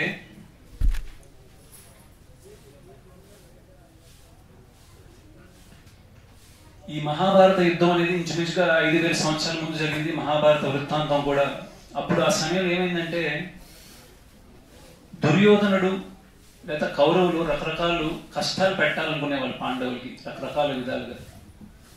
అందులో ఒక భాగంగా వాళ్ళకి వనవాసం పంపించిన తర్వాత దుర్యోధనుడు ఇంకా కష్టపెట్టాలనుకున్నాడు. ఆయన ఏం చేశాడంటే దుర్వాస మునిని పిలిచాడు ఒకసారి వాళ్ళ శిష్యులతో. దుర్వాస మునికి ఎంతమంది శిష్యులు? 60,000 మంది శిష్యులు. వాళ్ళందరికి ప్రసన్నం చేసి ఒకరోజు మధ్యాహ్న సమయంలో ఎక్కడైతే అరణ్యంలో ఉన్నారో పాండవులు ఇంటికి తీసుకెళ్ళాడు. అంటే దుర్వాస ముని అంటే దుర్యోధనుడికి తెలుసు ఈ సమయంలో వీళ్ళ దగ్గర అన్నం ఏమడదు, భోజనం ఏం పెట్టలేదు. అప్పుడు దుర్వాసముని కోపిష్టి కాబట్టి వెంటనే శాపం ఇస్తారు పాండవులకి, వాళ్ళు ఇంకా కష్టాలు అనుభవిస్తారు ఉద్దేశంతో తీసుకెళ్ళాడు ఆ సమయంలో. అప్పుడు దుర్వాసముని 60,000 మంది శిష్యులతో వెళ్ళి పాండవుల దగ్గరికి యుధిష్ఠిర మహారాజు అంటే ధర్మరాజు కలిసి ఈ విధంగా మేము భోజనంకి వచ్చాం, మాకు భోజన సౌకర్యాలు కల్పించండి, మీ దగ్గరలో ఉన్న ఒక నదిలో స్నానం చేసి వస్తామని వెళ్ళిపోయారు. అయితే పాండవులు వెంటనే ద్రౌపది దగ్గరికి వెళ్తారు. అయితే ద్రౌపది దగ్గర ఒక పాత్ర ఉంది, దాన్ని అక్షయ పాత్ర అంటారు, క్షయం కానిది. అది సూర్యుని ద్వారా ఆవిడికి లభించింది. అంటే ఎంతమందికైనా ఆహారాన్ని అది ఉత్పన్నం చేయగలదు అక్షయ పాత్ర. కానీ దానికి ఒక షరతు ఉంది, ఎంతవరకు ద్రౌపది భోజనం చేయదో అంతవరకు ఉత్పన్నం చేయగలదు. కానీ ఆ విషయం ఎవరికి తెలుసు? దుర్యోధనుడికి తెలుసు. ఏ సమయంలో తీసుకెళ్ళాడో ద్రౌపది కూడా భోజనం చేసిన తర్వాత తీసుకెళ్ళాడు అనమాట, తెలుసు కాబట్టి. అంటే ఇప్పుడు ఉత్పన్నం చేయలేదు. ద్రౌపది కూడా అంటే ఇప్పుడు నేను చేయలేను అక్షయ పాత్ర, నేను కూడా భోజనం చేస్తాను, ఇప్పుడు ఏమి సృష్టింపబడలేం, ఇప్పుడు దుర్వాసముని వస్తే తప్పకుండా మనకి శాపం పెడతాను. అప్పుడు ద్రౌపదికి అర్థం అవుద్ది, ఈ పరిస్థితుల్లో విపత్కర పరిస్థితుల్లో నన్ను ఒక్కడే రక్షించగలడు, ఇంకెవరు రక్షించగలడు? ఎవరు? శ్రీకృష్ణుడు. అప్పుడు భగవంతుని ప్రార్థిస్తుంది. అప్పుడు భగవంతుడు ప్రత్యక్షమై అంటాడు, ఏమైంది? అప్పుడు చెప్తుంది ఈ సమస్య అని చెప్పింది. అయితే భగవంతుడు అంటాడు, ఒకసారి వంటశాలలోకి వెళ్ళి చూడు, ఏదైనా ఒక చిన్నది ఉన్నా నాకు అర్పించు, నువ్వు వండిన దాంట్లో ఏదైనా కొంచెం ఏదైనా ప్లేట్కి అంటుకున్నా అది నాకు అర్పించు అంటే వెళ్ళి చూస్తుంది, ఏముండదు. కానీ ఒక పాత్రకి ఆకుకూర వండిన తర్వాత ఆకు చిన్న ముక్క అంటి ఉండదు. అదే తీసుకొచ్చి భగవంతుడు సమర్పిస్తున్నాడు. అది ఇంకేం లేదు, ఇది ఒక్కటే ఉందంటే దాన్నే భగవంతుడు గ్రహిస్తాడు.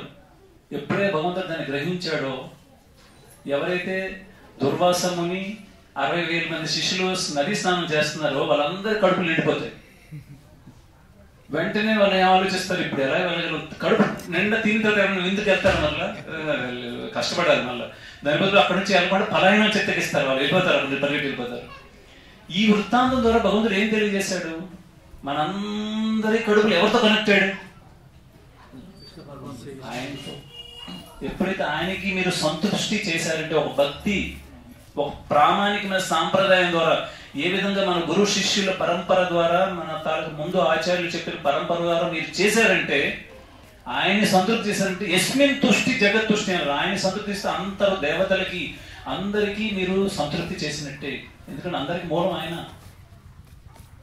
మీరు ఇక్కడ నుంచి తిరువనంతపురం వెళ్ళారనుకోండి, కేరళ రాజధాని త్రివేంద్రం, అక్కడ అనంత పద్మనాభ స్వామి ఉన్నారు. ఆయన ఇంకెవరు కాదు, విష్ణువు, శ్రీకృష్ణుడే. అక్కడ శేషశయనుడి యొక్క మీద ఆసనం మీద ఆయన పవలించి ఉంటారు. ఆయన నాది నుంచి ఒక కమలం వస్తుంది. ఆ కమలంలో ఎవరు ఉంటారు తెలుసా? బ్రహ్మ. ఆయనకి ఆ పేరు ఎందుకు వచ్చింది? పద్మనాభ. నాభి అంటే అందరికి తెలుసు, బొడ్డు. దాని నుంచి కమలం వచ్చింది కాబట్టి కమలం ఇంకో పేరు పద్మ. పద్మనాభుడు. ఆయన నాభి నుంచి కమలం వచ్చింది కాబట్టి పద్మనాభుడు. బ్రహ్మ దాని ద్వారా ఉద్భవించిన వాడు. అంటే ఈ బ్రహ్మాండానికి మొదటి జీవి బ్రహ్మ. బ్రహ్మకి తల్లి ఎవరు లేరు, తండ్రి ఇతడు. అందుకోసం అమ్మాచార్యులు ఆయన కీర్తనలు ఏం చెప్తారు? చేరి యశోదకు శిశుడితడు, దారుని బ్రహ్మకు తండ్రియునితడు. ఏమంటున్నాడు? ఎవరైతే యశోదాకి శిశువో ఆయన ఎవరి తండ్రి? బ్రహ్మకి తండ్రి అంటున్నాడు. అని చూడండి, బ్రహ్మ ఎవరి ద్వారా ఉద్భవించారు? ఆయన. అయితే ఈ కమలం ఉన్న ఈ లోకాన్ని బ్రహ్మలోకం అంటారు.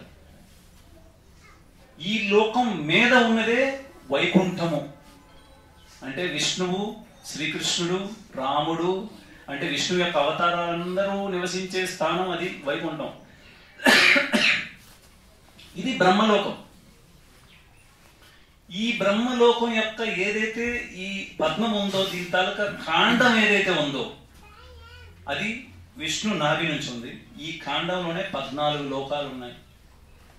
అందులో మధ్య లోకం భూలోకం అంటారు.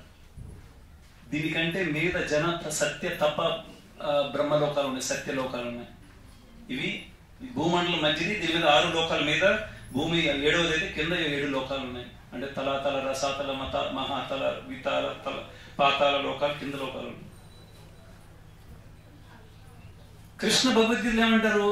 ఆ బ్రహ్మ భువనాల్లోక పునరావర్తినో అర్జున మాముపేత్యతు కౌంతేయ పునర్జన్మ న విద్యతే. శ్రీకృష్ణుడు స్వయం ఏం చెప్తున్నాడు? ఈ కింద పాతాళ లోకం నుంచి బ్రహ్మలోకం వరకు ఉన్న జీవరాశులందరూ పునరావర్తినో అంటే అర్థం ఏమంటే తెలుసుదా తెలుగులో? పుట్టుక మరణం అనే చక్రంలో తిరుగుతూనే ఉంటారు. కానీ కృష్ణ ఏమంటారు? మాముపేత్యతు కౌంతేయ, నన్ను పొందినవాడు ఎవరైతే ఈ 14 లోకాలు విడిచిపెట్టి నన్ను పొందిన వైకుంఠాన్ని పొందిన వాడికి పునర్జన్మ నా విద్యతే, పునర్జన్మము ఉండదు. అందుకోసమే ఆయన పొందాలంటే మనం అంత సమయంలో శ్రీకృష్ణుడిని స్మరించాలి. అది ముఖ్యమైన ధ్యేయం. దానికి ఉపాయం ఏంటి? ఈ జన్మలో మనం అంత సమయంలో భగవంతుని స్మరించాలంటే ఉపాయం ఏంటి?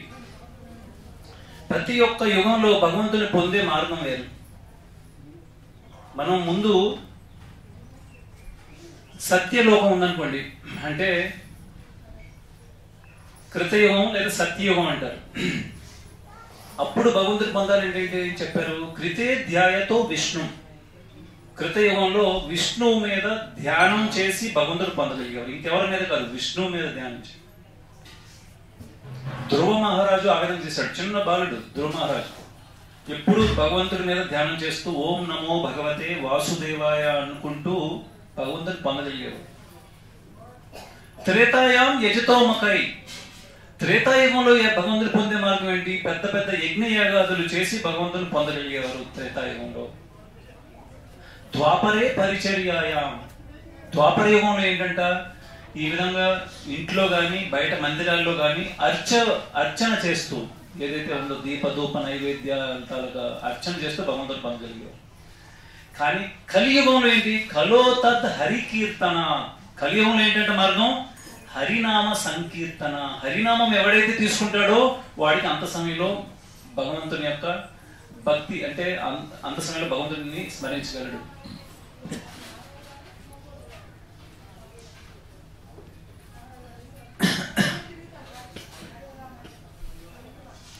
అయితే కలియుగానికి సంబంధించిన ఒక ఉపనిషత్తు కూడా ఉంది. దాని పేరు కలిసతరణ ఉపనిషత్, అంటే కలియుగ ప్రజలకి సంబంధించిన ఉపనిషత్తు. దాంట్లో బ్రహ్మదేవుడిని నారదుని ప్రశ్న అడుగుతాడు. కలియుగంలో ప్రజలందరూ ఏదో చీకులు చింతలు కష్టాలు దుఃఖాలతో ఉంటారు, దీని నుంచి బయటపడే మార్గం ఏదని చెప్పండి కలియుగ ప్రజలకి. అప్పుడు బ్రహ్మ ఒక మంత్రం చెప్తారు. ఇప్పుడు మనం ఉన్న లోకంలో మన బంధుమిత్రుల్ని ఎవరైనా కలిశారనుకోండి, మీరు ఏమని అడుగుతారు? ముందు బాగున్నారా, ఎలా ఉన్నారు, జవాబు ఏమొస్తుంది? బాగున్నాం. వాళ్ళకి ఇక్కడ నుంచి మీరు రేపటి నుంచి లేకపోతే ఈ రోజు నుంచి ఇంకో ప్రశ్న కూడా అడగండి. బాగున్నాం అని చెప్పిన వాళ్ళు నిజంగా బాగున్నావు ఏంటమ్మా అని అడగండి. ఏం చెప్పొచ్చు? ఏం బాగోగు అంటారు. ఇది అందరూ కష్టాలు చెప్తారు, ఎవరు బాగోడలేరు. ఎందుకంటే నేను ముందు చెప్పాను కదా, రకరకాల మన తాలూకు ఈ ఏవైతే ఉన్నాయో గ్రహాలు, రకరకాల గ్రహ ప్రభావం, కష్టాలు తప్పు. అయితే బ్రహ్మ ఒక మంత్రాన్ని వినిపించారు, దాన్నే హరే కృష్ణ మహామంత్రం అంటారు నారదుడికి. ఏంటని? హరే కృష్ణ కృష్ణ కృష్ణ హరే హరే, హరే రామ రామ రామ హరే హరే అని చెప్పి బ్రహ్మ ఏం చెప్తారంటే, ఇతి షోడశకం నామ్నాం కలికల్మషనాశనం నాతో పరతరోపాయ సర్వవేదేషు దృశ్యతే. ఏం చెప్తారంటే, మీద చెప్పబడిన 16 పదాల మహామంత్రం అనేది కలికల్మష నాశనం, కలియుగంలో ఉన్న అన్ని కల్మషాలని నాశనం చేసేది. నాతో పరతరోపాయ, ఇంకొక ఉపాయం కలియుగ ప్రజలకు లేదు. సర్వవేదేషు దృశ్యతే, అన్ని వేదాంతాలుగా సారం ఈ మహామంత్రం అన్నారు. ఎవరైతే ఈ మహామంత్రాన్ని నిత్యం జపిస్తారో వాళ్ళకి అంత సమయంలో భగవంతుణ్ణి స్మరించగలరు, ఇందులో సందేహం లేదు. ఈరోజు ప్రపంచంలో ఎన్నో దేశాల్లో ఇస్కాన్ అనే సంస్థ ఉంది. అంటే ఎన్నో దేశాల్లో ఉన్న ప్రజలు, ఆ దేశస్థులు విదేశీయులు ఈ నామాన్ని జపిస్తున్నారు. ఎలా జపించడం ఇది? దీనికోసం ఒక మాల ఇవ్వబడుతుంది ప్రతి ఒక్కరికి. ఇలాంటి మాల, ఇందులో 109 పూసలు ఉంటాయి. ఏదైతే ఒక ముడి వేసిన ఒక పూస ఉందో అది 109వది. దాని మీద నామాన్ని జపించాల్సిన అవసరం లేదు. మిగతా 108 పూసల మీద నామాన్ని జపించాలి. ఈ నామం జపించడానికి చూపుడు వేలు వాడం. ఎందుకంటే ఈ చూపుడు వేలు అందరికి చూపిస్తాం కాబట్టి దూషితమైనది. ఎలా జపించాలి? ఏదైతే ముడి వేశారో దాని పక్క ఉన్న పూసని ఈ మధ్య వేలు మీద పెట్టండి. మధ్య వేలు ఆ పూసని బొటన వేలుతో పట్టుకోండి. ఈ నామాన్ని కొంచెం గట్టిగా ఉచ్చరించాలి. అది మీ చెవుట్లో పడాలి. అప్పుడే దాని తాలూకు ఫలితం లభిస్తుంది. హరే కృష్ణ కృష్ణ కృష్ణ హరే హరే, హరే రామ రామ రామ హరే హరే అని ఒక పూసని మీ వైపు నడపండి. మళ్ళా రెండో పూసను పట్టుకోండి బొటన వేలుతో. మళ్ళా చెప్పండి. నేను ముందు అంటాను, నా వెనక మీరు చెప్పండి. హరే కృష్ణ హరే కృష్ణ కృష్ణ కృష్ణ హరే హరే, హరే రామ రామ రామ హరే హరే అని ఇంకో పూసలు నడపండి. ఈ విధంగా మొత్తం పూసలు నడపడానికి మీకు 9 నుంచి 10 నిమిషాల సమయం పడుతుంది. మీ 24 గంటల సమయంలో ఈ 10 నిమిషాలు మీరు కేటాయించగలిగితే ప్రారంభావస్థలో మీరు త్వరలోనే మార్పు చూడగలరు. ఒక నెలలోనే మార్పు చూడగలరు. భగవంతుడికి మీ మధ్య సంబంధం అనేది ఏర్పడగలుగుతారు. భగవంతుడి యొక్క విశేషమైన అనుగ్రహం మీరు అనుభవించగలరు, అనుభూతి పొందగలరు. ఎందుకంటే కలియుగంలో నామం ద్వారానే భగవంతుడిని పొందగలం. అందుకోసం అన్నమాచార్యులు, రామదాస్ అందరూ చెప్పేది ఇదే. త్రాగరా శ్రీరామ నామామృతం, ఆ నామమే దాటించు భవసాగరం. ఎవరికి రామనామం లేదా హరినామం తీసుకుంటారో ఈ భవసాగరం నుంచి దాటగలరు.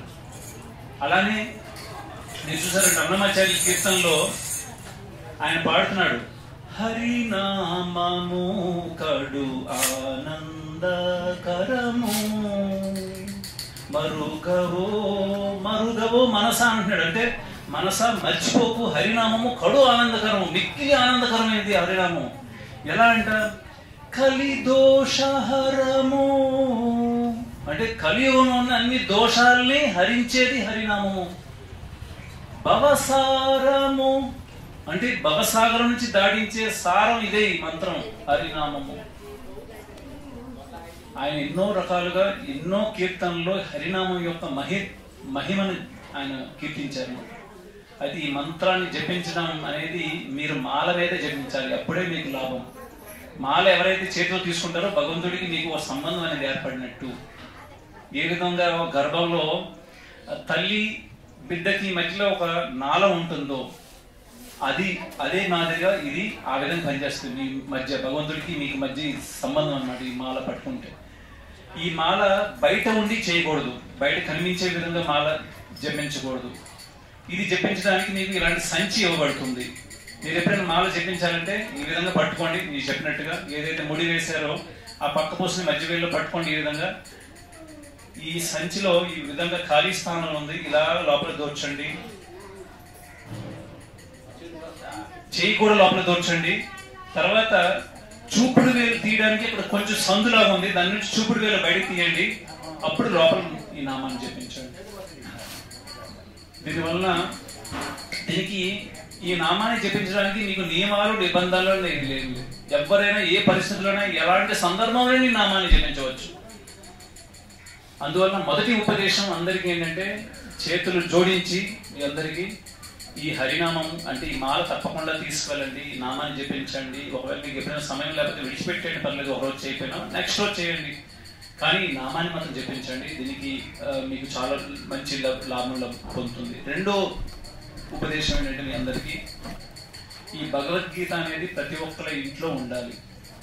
ఇదే ప్రపంచాన్ని అంతా మార్చిన భగవద్గీత. ఇంకెన్నో భగవద్గీతలు ఉండొచ్చు, మీ ఇంట్లో కూడా ఏదో పాత భగవద్గీత ఉండొచ్చు. ఏదైతే ఏసీ భక్తి వేదాంత స్వామి శ్రీల ప్రభుపాదులు ఈ భగవద్గీత ఇచ్చారు, ఇదే ప్రపంచంలో మార్పు తేగలిగింది అందరిలో. ఒకవేళ భగవద్గీత భాగవతం లేని గ్రంథాలు మీ ఇంట్లో లేవంటే మీరు ఏ ధర్మానికి చెందిన వాళ్ళు, హిందూ ధర్మానికి చెందిన వాళ్ళ, సనాతన ధర్మానికి చెందిన వాళ్ళ అంటే ప్రశ్నార్థకమైంది. మిగతా పవిత్ర గ్రంథం మీ ఇంట్లో లేదు. మీరు ఏ విధంగా చెప్పగలరు మీరు హిందువులని, మీరు సనాతన ధర్మానికి చెందిన వాళ్ళు? అందుకోసం ఈ పవిత్ర గ్రంథం ఉండాలి. ఎప్పుడు సమయం ఉంటే కొంచెం చదవండి. ఇది చాలా విలువైనది. ఇది అన్ని సమస్యలకి పరిష్కార మార్గం భగవద్గీత. మూడవది, భగవంతుడు శ్రీకృష్ణుడు భగవద్గీతలో ఏం కోరుతున్నాడో అది అర్పించడం. రాధాకృష్ణుల ఫోటోని మీ దేవుడి గుడిలో పెట్టండి. భగవంతుడు ఏం కోరుతున్నాడు భక్తుల ద్వారా? 4 విషయాలు. పత్రం పుష్పం ఫలం తోయం. అంటే ఒక తులసి ఆకు ఉంటే, తులసి దళం భగవంతుడు అర్పించండి. రాధాకృష్ణ ఫోటోకి రోజు మీ దగ్గర తులసి ఉంటే, లేకపోతే పుష్పం ఒక పువ్వుని అర్పించండి. ఎక్కువ పుష్పాలు అవసరం లేదు, పుష్పం అన్నాడు. పుష్పం ఒక పువ్వుని అర్పించండి, లేకపోతే ఒక పండుని అర్పించండి. అది లేదంటే గ్లాస్లో నీళ్ళని అర్పించండి. నీరు తాగే గ్లాస్ కాదు, ఆయనకు వేరే గ్లాస్ అర్పించి అందులో అర్పించండి. ఈ 4 విషయాలు కోరుతున్నాను. ఎవరైతే అర్పిస్తారో భగవంతుడికి చాలా ప్రియమైన వాళ్ళు అయిపోతారు. భగవంతుడికి శ్రీకృష్ణుడికి ఏమంటారంటే భక్తవత్సలుడు అంటారు. భక్తవత్సల గోవింద అని ఎందుకంటారు? వత్స అనే పదానికి అర్థం ఏంటి? ఒక కొడుకుని లేదా దూడని వత్స అని అంటారు సంస్కృతంలో. అంటే మీరు పల్లెటూరు వాళ్ళైతే మీరు చూడొచ్చు, ఒక ఆవుకి దూడ మీద ఉన్న ప్రేమ ఎంత ఉంటుంది.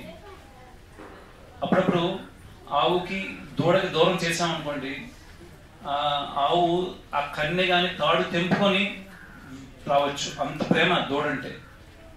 అలాగే తండ్రికి కొడుకు మీద కూడా అంతే ప్రేమ. మరి శ్రీకృష్ణుడికి భక్తులు అంటే ఎంత ప్రేమ ఉండాలి? అందుకోసం ఆయనకు అభివృద్ధి ఇచ్చారు. ఇంకెవరికి లేదు. భక్త వత్సల గోవింద, గోవిందుడు శ్రీకృష్ణ నువ్వే భక్త వత్సలుడు. ఎందుకంటే గజేంద్ర మోక్షంలో ఏమైందో ఒకసారి తెలుసుకోండి. గజేంద్ర మోక్షానికి భాగవతంలో వృత్తాంతం వస్తుంది.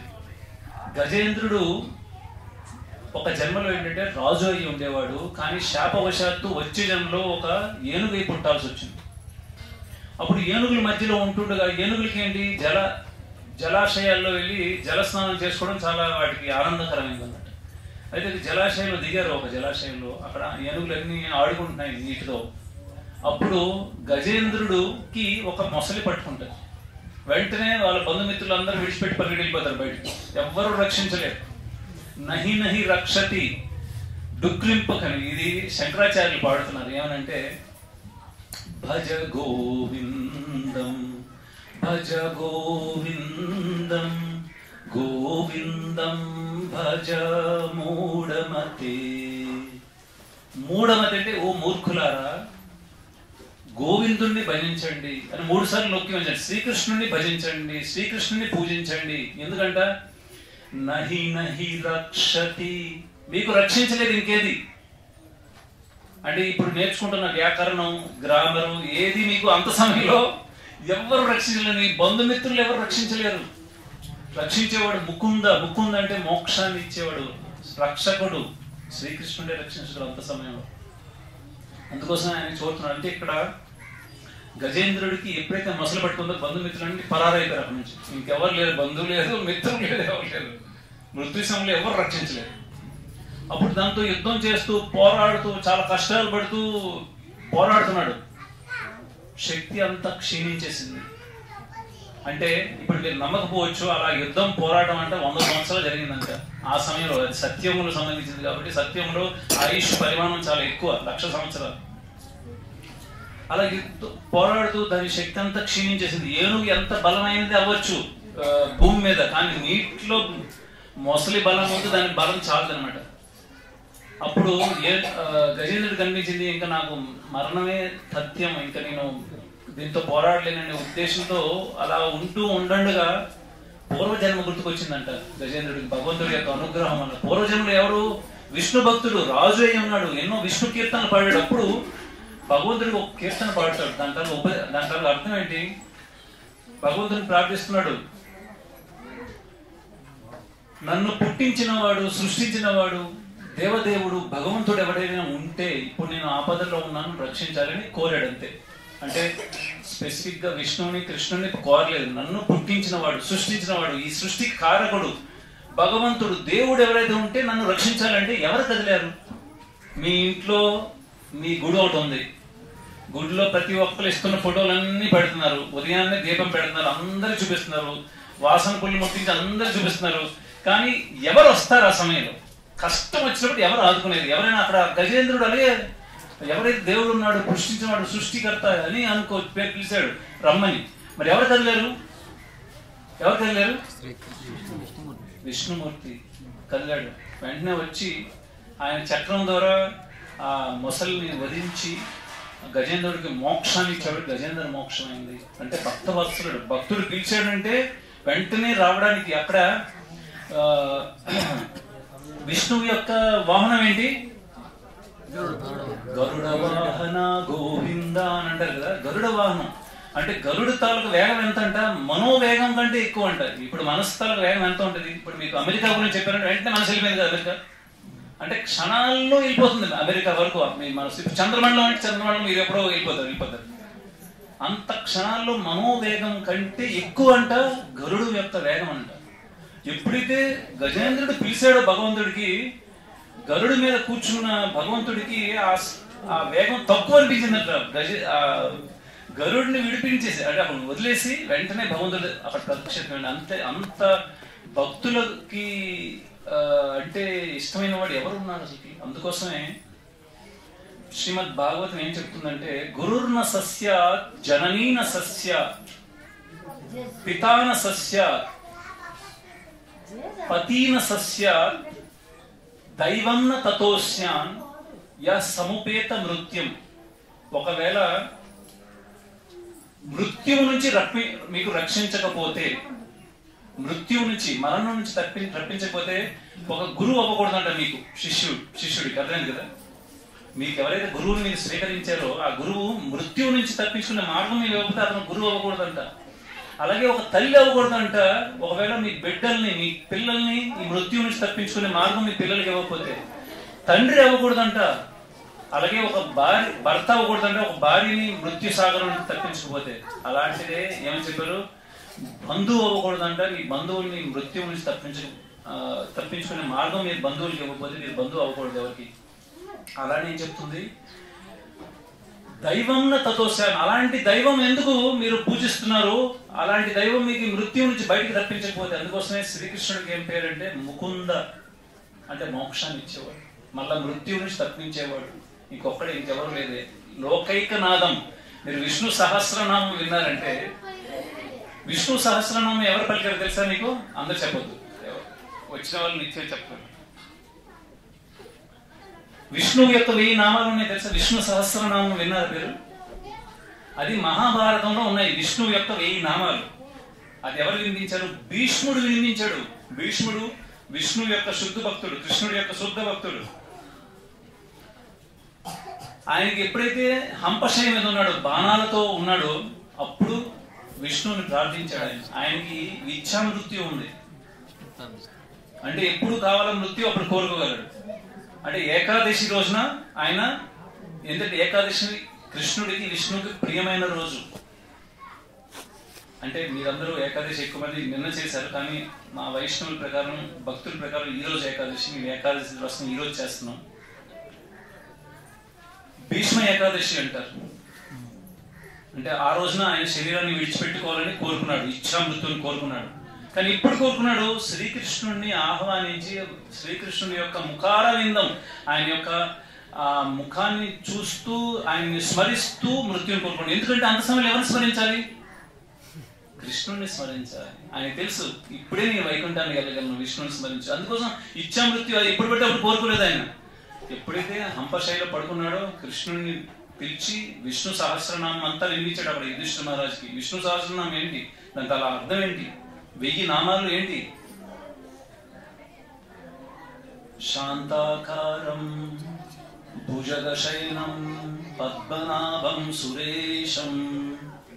అంటే ఏంటి? శాంతాకారం. ఆయన తల రూపం ఏంటి? చాలా శాంతంతో కూడుకుంది. భుజగశయనం అంటే ఆయన భుజం అంటే పాము. అంటే ఆయన ఈ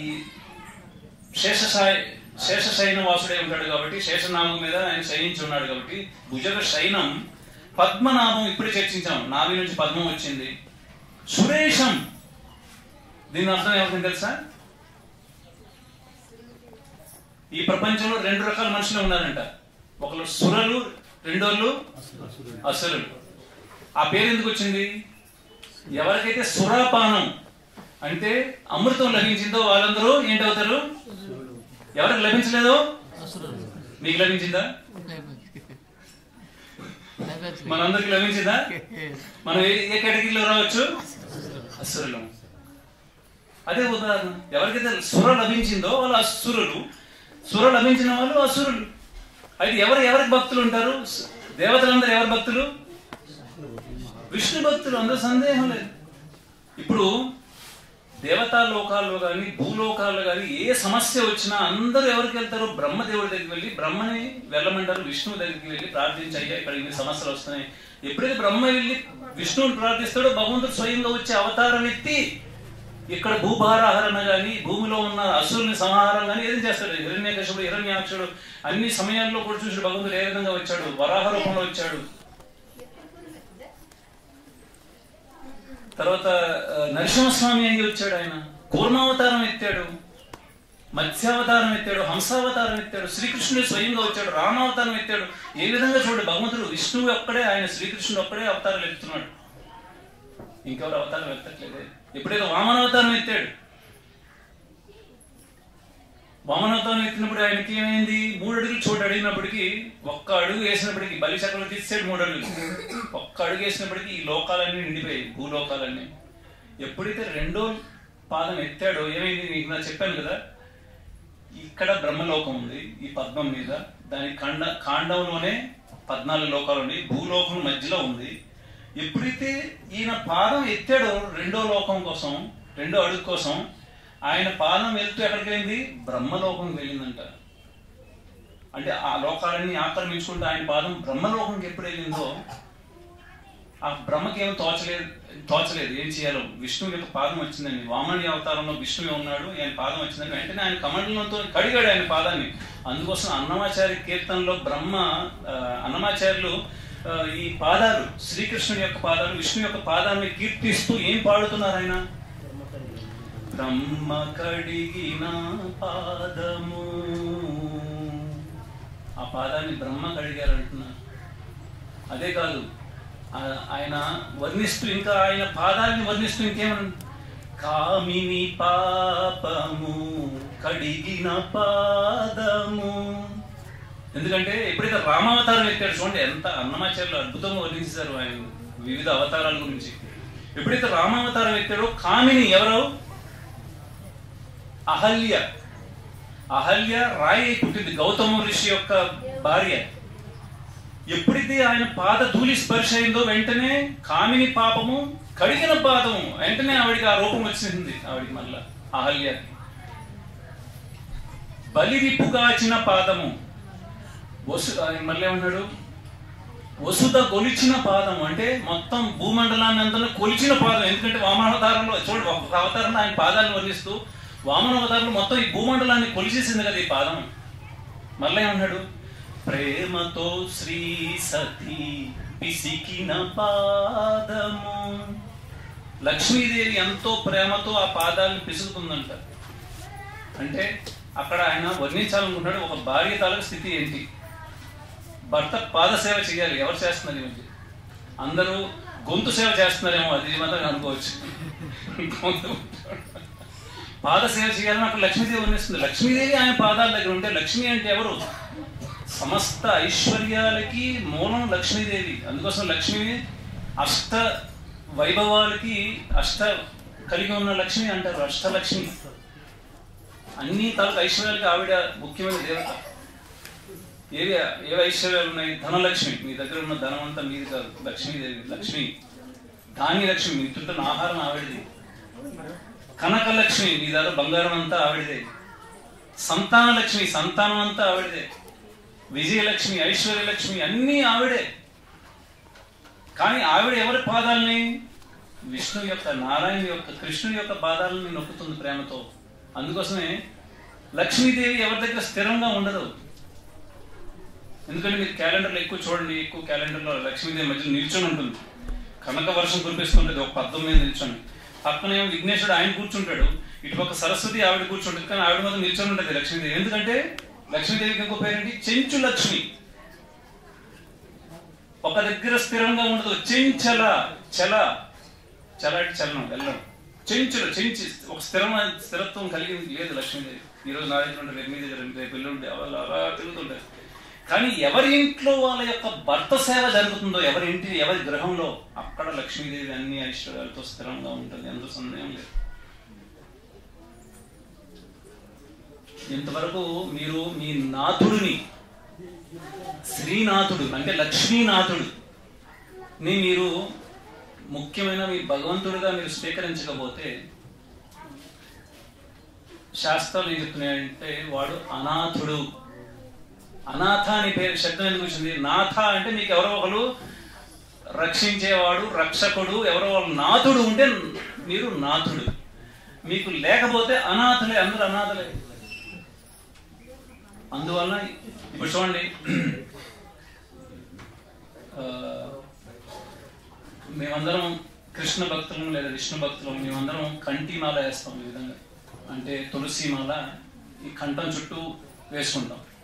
అంటే ఈ శరీరాన్ని భగవంతుడికి అర్పిస్తున్నట్టు ఈ ఒక సూచకం. ఇప్పుడు మీరు శ్రీకాకుళంలో వెళ్ళారనుకోండి, మున్సిపల్ కార్పొరేషన్ ఉంటుంది. మున్సిపల్ కార్పొరేషన్ ఒక డ్యూటీ ఏంటంటే వీధి కుక్కల్ని పట్టుకొని తీసుకెళ్ళిపోతుంది. కానీ ఏదైనా కుక్క మెడలో బెల్ట్ ఉందనుకోండి, వాళ్ళు పట్టుకుంటారా పట్టుకోరా? మున్సిపాలిటీ వాళ్ళు ఎందుకు పట్టుకోరు? ఎవరో పెంపకంలో ఉంది అంతే కదా. అదే విధంగా ఇది సూచకం అన్నమాట. ఎందుకంటే శ్రీమద్ భాగవతం ఈ వృత్తాంతం కూడా వస్తుంది.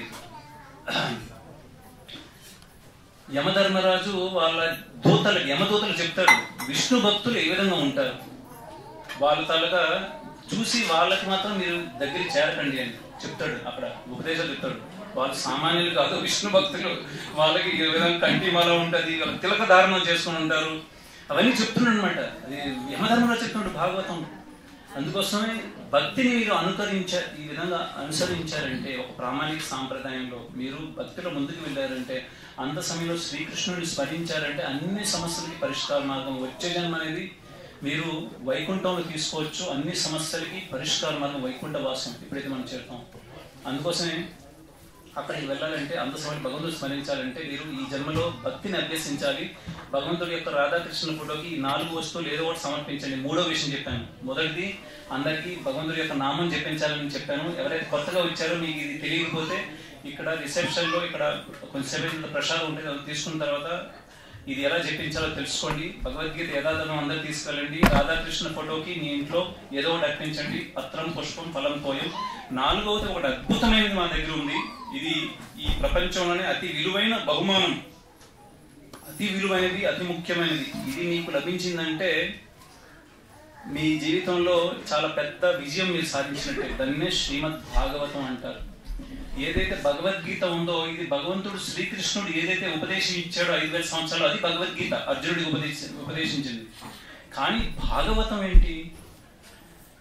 5000 సంవత్సరాల ముందు వ్యాసదేవుడు అన్ని శాస్త్రాల తాలూకు సంకలనం చేశాడు. అందువల్ల వేద వ్యాసుడు. వేదాన్ని ఆయనే సంకలనం చేసినవాడు వేద వ్యాసుడు. వ్యాస అంటే సంకలనం చేసినవాడు. 4 వేదాలని సంకలనం చేశాడు. మహాభారతం సంకలనం చేశాడు. 18 పురాణాలు సంకలనం చేశాడు.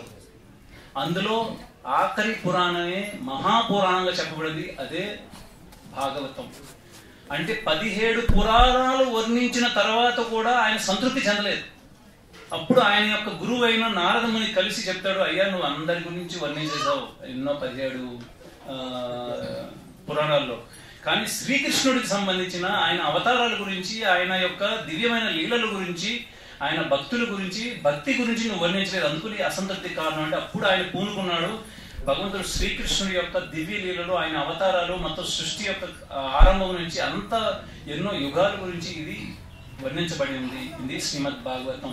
అంటే ఇది ఎలాంటిది? 18 పుస్తకాలు ఉంటాయి, ఒకటే కాదు. ఈ 18 పుస్తకాల సెట్ రోజు మాది ఇక్కడ 1-2 ఇస్తూనే ఉంటాం ఇక్కడ. అంటే ఇది కొంచెం ఖరీదుతో కూడుకున్నది. దీని ఖరీదు తెలుగులో మీరు కొనాలంటే 7500 అవ్వచ్చు. కానీ ఒక్కసారి ఖర్చు చేయండి. మీరు ప్రతి సంవత్సరం ఎంతో ఖర్చు చేస్తుంటారు. మీ సెల్ ఫోన్ మారుస్తుంటారు, మీ బట్టలు మారుస్తుంటారు, మీ ఆభరణాలు మారుస్తుంటారు, కార్లు మారుస్తున్నారు, ఎన్నో మారుస్తున్నారు. దీని మీద ఒక్కసారి ఖర్చు చేసుకోండి. ఇంత విలువైందని మేమందరం చెప్తున్నాం. ప్రపంచంలో ఇంచుమించుగా ఇది 96 భాషల్లో ఉన్న గ్రంథాలు ఇవన్నీ. అందువల్ల ఈ గ్రంథం తీసుకువెళ్ళండి. భాగవతం మీరు తీసుకెళ్లారంటే భగవంతుడి యొక్క విశేషంగా కలియుగంలో భగవంతుడి యొక్క అవతారమే శ్రీమద్ భాగవతం అని చెప్పారు. అందువలన ఇది తీసుకువెళ్ళారంటే మీ వంశంలో మీ సమయం దొరకపోయినా ఎవరో ఒకరు చదివారంటే దాని తాలూకా ఫలితం మీకు ఇవ్వగలరు. అందువలన ఈ భాగవతం అందరూ తీసుకువెళ్ళండి, అక్కడ మీకు రిసెప్షన్ చూపిస్తారు. అదేవిధంగా కూర్మ గ్రామంలో ఎన్నో ప్రవచనాలు ఉంటాయి, ఎన్నో ముఖ్యమైన విషయాలు చర్చిస్తాం. ఇంతవరకు మీకు ఇది నేను ఇంకా తెలియజేయలేదు, ఎందుకంటే మీకు సమయం అయిపోయింది. ఎందుకు మేము పాతకాలం వైపు వెళ్తున్నాం, పాత పద్ధతులను ఎందుకు పాటిస్తున్నాం, భారతీయ జీవన విధానాన్ని ఎందుకు పునరుద్ధరిస్తున్నాం, ఇవన్నీ విషయాలు మీకు తెలియజేయలేదు, ఎందుకంటే సమయం తక్కువ. తర్వాత తెలుసుకోగలరు. దానికి సంబంధించి ఎన్నో మా తాలూకా ప్రవచనాలు ఇవన్నీ యూట్యూబ్లో ఉన్నాయి. కూర్మగ్రామ్ యూట్యూబ్ ఛానల్ ఉంది, దాన్ని సబ్స్క్రైబ్ చేసుకోండి, వినండి, చాలా విషయాలు తెలుస్తాయి. కానీ అందరికీ ముఖ్యంగా తెలియజేసింది ఏంటంటే ఈ మాల మాత్రం తీసుకువెళ్ళండి, నామాన్ని జపించండి. దీని ఫలితం దేంతో కూడా పోల్చిన అంత అద్భుతమైన ఫలితం. తర్వాత ఇప్పుడు భగవంతుడి యొక్క దర్శనం ఉంటుంది, మీకు ఆరతి ఉంటుంది, అందులో పాల్గొనండి. ఎందుకంటే కలియుగంలో సంకీర్తన, భగవంతుడి యొక్క కీర్తన ఏదైతే జరుగుతుందో అందులో పాల్గొనడం ఒక చాలా ముఖ్యమైనది. ఇది యుగధర్మం అంటారు. తర్వాత అందరికీ ఏకాదశి కాబట్టి ఏకాదశికి సంబంధించిన ప్రసాదం ఈరోజు ఉంటుంది. ఈరోజు భోజనం ఉండదు, అన్నం ఉండదు, కానీ బగర్ అనేది ఉంటుంది, అది ఉప్పలాగా, అది కూర, మీకు స్వీట్ కూడా ఉండొచ్చు. అది మీరు ఈరోజు గ్రహించండి, ఎందుకంటే ఏకాదశి రోజు. అంటే మీ అందరికి బయట ఏకాదశి నిన్న, కానీ మాకు శుద్ధమైన ఏకాదశి పాటిస్తాం. ఈ రోజు ఏకాదశి రోజు అన్న ప్రసాదం మేము స్వీకరించాం ఈ ప్రకాశం. అందువలన మీరందరూ సహకరించండి. మీరు ప్రతి ఒక్కరు వెళ్ళిన వాళ్ళకి ఆనవాయితీ ఇక్కడ రోజు ఎంతో మంది వస్తుంటారు. అంటే రోజు 150-200 మంది వస్తారు. ఆదివారం పూట 400-500 మంది వస్తారు. అందరికీ మధ్యాహ్నం భోజన వసతి మేము చేస్తుంటాం. అక్కడ ఉన్న వాళ్ళకి భగవంతుడికి అర్పించింది అందరికి అర్పించడం. అందువల్ల ఖర్చుతో కూడుకున్నది. మీరు కూడా ఈ సనాతన ధర్మాన్ని ముందుకు తీసుకెళ్లాలంటే మనం అందరం విడిచిపెట్టేస్తున్నాం. మన తాలూకా పురాణ అంటే పాత సంస్కృతి సాంప్రదాయాలు విడిచిపెట్టేస్తున్నాం. దాన్ని మనం పునఃస్థాపించడానికి ప్రయత్నం చేస్తున్నాం. కాబట్టి మీరు అందరూ సహకరించగలరు ఏదో విధంగా. అందువల్ల అందరికీ ఆనవాయితీ ఏంటంటే ఇక్కడ వెళ్తున్న వాళ్ళు, వచ్చిన వాళ్ళు వెళ్లే ముందు ఏదైనా ఒక చిన్న పుస్తకమైన తీసుకుని వెళ్ళండి. ఒకవేళ మీరు సామర్థ్యం, అందరికీ సామర్థ్యం ఉన్న వాళ్ళే భగవద్గీత, భాగవతం, రామాయణం ఏదైనా మీరు పొందగలరు.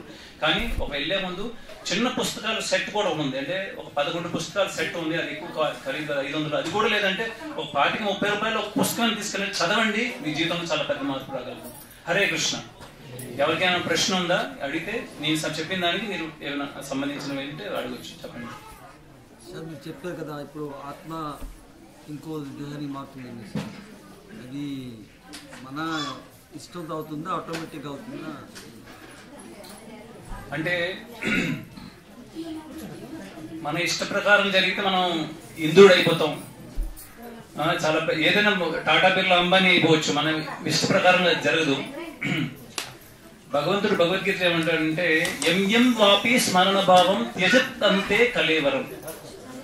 అంత సమయంలో మరణించేటప్పుడు ఈ శరీరం నుంచి ఆత్మ వెళ్ళిపోయేటప్పుడు ఎవరు దేనిని స్మరిస్తారో అదే విధంగా వచ్చే జన్మలో వాడు వెళ్తాడు. అంటే ఈ జన్మలో మనం చేస్తున్న కార్యకలాపాలు ఏ విధంగా ఉంటే దేంట్లో ఎక్కువ సమయాన్ని మీరు కేటాయిస్తే దాని పరంగానే మీరు అంత సమయంలో స్మరించగలరు. దాని ప్రకారం మీకు మనం చేసుకున్న జన్మలో చేసిన కర్మ ఫలాలు బట్టి శరీరం ఇవ్వబడుతుంది. మన శరీరం మన చేతిలో లేదు.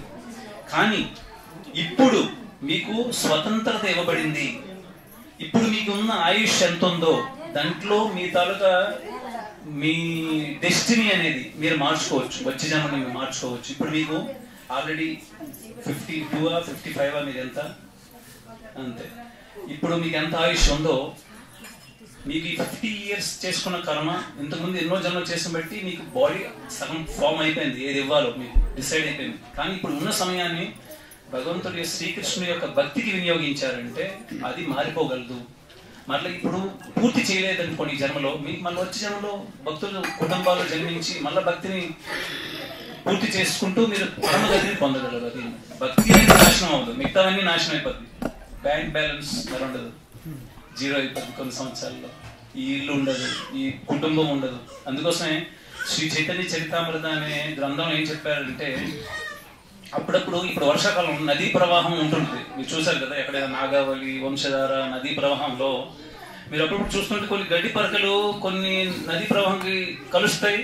మళ్ళీ కొంచెం ముందుకు వెళ్ళినప్పుడు ఒక్కసారి ప్రవాహం పెరిగింది మళ్ళీ వేరైపోయి ఇంకొక దీంట్లోకి వెళ్ళిపోతాయి. అంటే ఎందుకు చెప్పారంటే ఈ జన్మలో మనం ఒక కుటుంబంలో చేరాము ఇప్పుడు, అర్థం కదా. అంటే ప్రవాహంలో కొట్టుకుపోతూ భవ ప్రవాహం అంటారు. ఇది ఒక గడ్డి పోస్ల దీంట్లో చెప్పుకున్నాం. అంటే మీరు ఏదో మీ ఊరు అనుకుంటున్నారు, మీ కుటుంబం అనుకుంటున్నారు, మీదేదో పేరు అనుకుంటున్నారు. కానీ ఇంకొంచెం ప్రవాహం పెరిగిందంటే మళ్ళీ దీన్ని చుడిపోతారు. ఈ ఊరు నుంచి, ఈ పేరు నుంచి, ఈ కుటుంబం నుంచి ఇంకొక సమూహంలో చేరుకుంటారు. ఆ విధంగా మనం కొట్టుకుపోతాం. దీన్ని ఆపాలంటే ఒకటే ఒక మార్గం, కృష్ణ భక్తి. ఇంకొక మార్గం లేదు. అందులో కూడా ఈ హరినామాన్ని జపించడం. అందుకోసం ఇస్కాన్ అనేది చాలా స్పష్టంగా అందరికీ తెలియజేస్తుంది. జీవిత లక్ష్యం ఏంటి? జీవిత లక్ష్యాన్ని అందరూ కోల్పోయారు. అందరూ ధన సంపాదన వెనకే పరిగెడుతున్నారు. ఎప్పుడు సంతృప్తి చెందారు. ఎవరైనా సంతృప్తి చెందేవాడు ఒక్కడిని తీసుకుని నా ముందు. కానీ కృష్ణ భక్తులు ఎంత సంతృప్తి చెందారో మీరు తెలుసుకోవచ్చు. దీనికి ఒక మంచి ఉదాహరణ, సమయం ఉందా చెప్పచ్చు? దీనికి ఒక మంచి ఉదాహరణ ఇస్కాన్ అనేది ప్రపంచవ్యాప్త సంస్థ. International society for Krishna consciousness world wide సంస్థ. అయితే అమెరికాలో ఒక నగరం ఉంది, దాని పేరు శాన్ ఫ్రాన్సిస్కో. అక్కడ ఇస్కాన్ కృష్ణ డివోటీస్, అక్కడ ఫారినర్స్ అంటే అందరు అమెరికా వాళ్ళు. వాళ్ళ ముఖ్యమైన ఒక కర్తవ్యం ఏంటంటే, మాకు ఇవ్వబడుతున్న ట్రైనింగ్ అందరికీ ఆధ్యాత్మిక గ్రంథాలు అందించడానికి ప్రయత్నం చేస్తుంటాం. ఎక్కడెక్కడ బస్ స్టేషన్లో, రైల్వే స్టేషన్లో, ఎయిర్పోర్ట్లో. అయితే అక్కడ ఉన్న విదేశీయులు, అమెరికా వాసులు అక్కడ అమెరికా ఎయిర్పోర్ట్ ఏదైతే శాన్ ఫ్రాన్సిస్కో ఉందో అక్కడ అందరూ బుక్స్ అందరికీ అమ్మేవాళ్ళంట. అక్కడ వచ్చిన ప్రయాణికులందరూ చూపించేవాళ్ళని, తీసుకోండి భగవద్గీత, భాగవతం అని. వాళ్ళందరూ విసుగు చెందారంట అక్కడ ఉన్న ప్రజలు. అక్కడ ఎయిర్పోర్ట్ లో ఉన్న ప్యాసింజర్స్ అందరూ వాళ్ళందరూ కంప్లైంట్ చేశారు. అక్కడ ఉన్న పోలీస్కి, ఎయిర్పోర్ట్ అథారిటీలో ఉన్న పోలీస్ కంప్లైంట్ చేశారు. ఈ విధంగా ఇస్కాన్ డివోటీస్, రాధాకృష్ణ భక్తులు ఈ విధంగా వచ్చి మాకు సమస్యలు, ఇబ్బందులు పెడుతున్నారు, ఈ పుస్తకాలు తీసుకోమని చెప్తున్నారు. అప్పుడు పోలీస్, అక్కడ ఉన్న అథారిటీస్ అందరూ ఒక రౌండ్ టేబుల్ సమావేశం వేశారంట. వీళ్ళని ఎలా మనం ఆపాలి, వాళ్ళు డిసైడ్ చేసుకున్నారంటే ఈ విధంగా ఉంటారు వీళ్ళు, ఈ విధంగా పంచి కట్టుకుంటారు, తిలకం ఉంటుంది, తిలకం ఉంటుంది, మెడలో మాల ఉంటుంది, వీళ్ళు పట్టుకొని మనం సెల్లో వేద్దాం, ఆపేస్తారంటే ఆ విధంగా చేశారు. కొంతసేపటికి ఆపేశారు. ఇస్కాన్ వాళ్ళందరూ ఆపేశారు. ఇప్పుడు ఇస్కాన్ టెంపుల్ ఏదైతే ఉందో శాన్ ఫ్రాన్సిస్కో, అక్కడ భక్తులందరూ సమావేశం వేశారంట.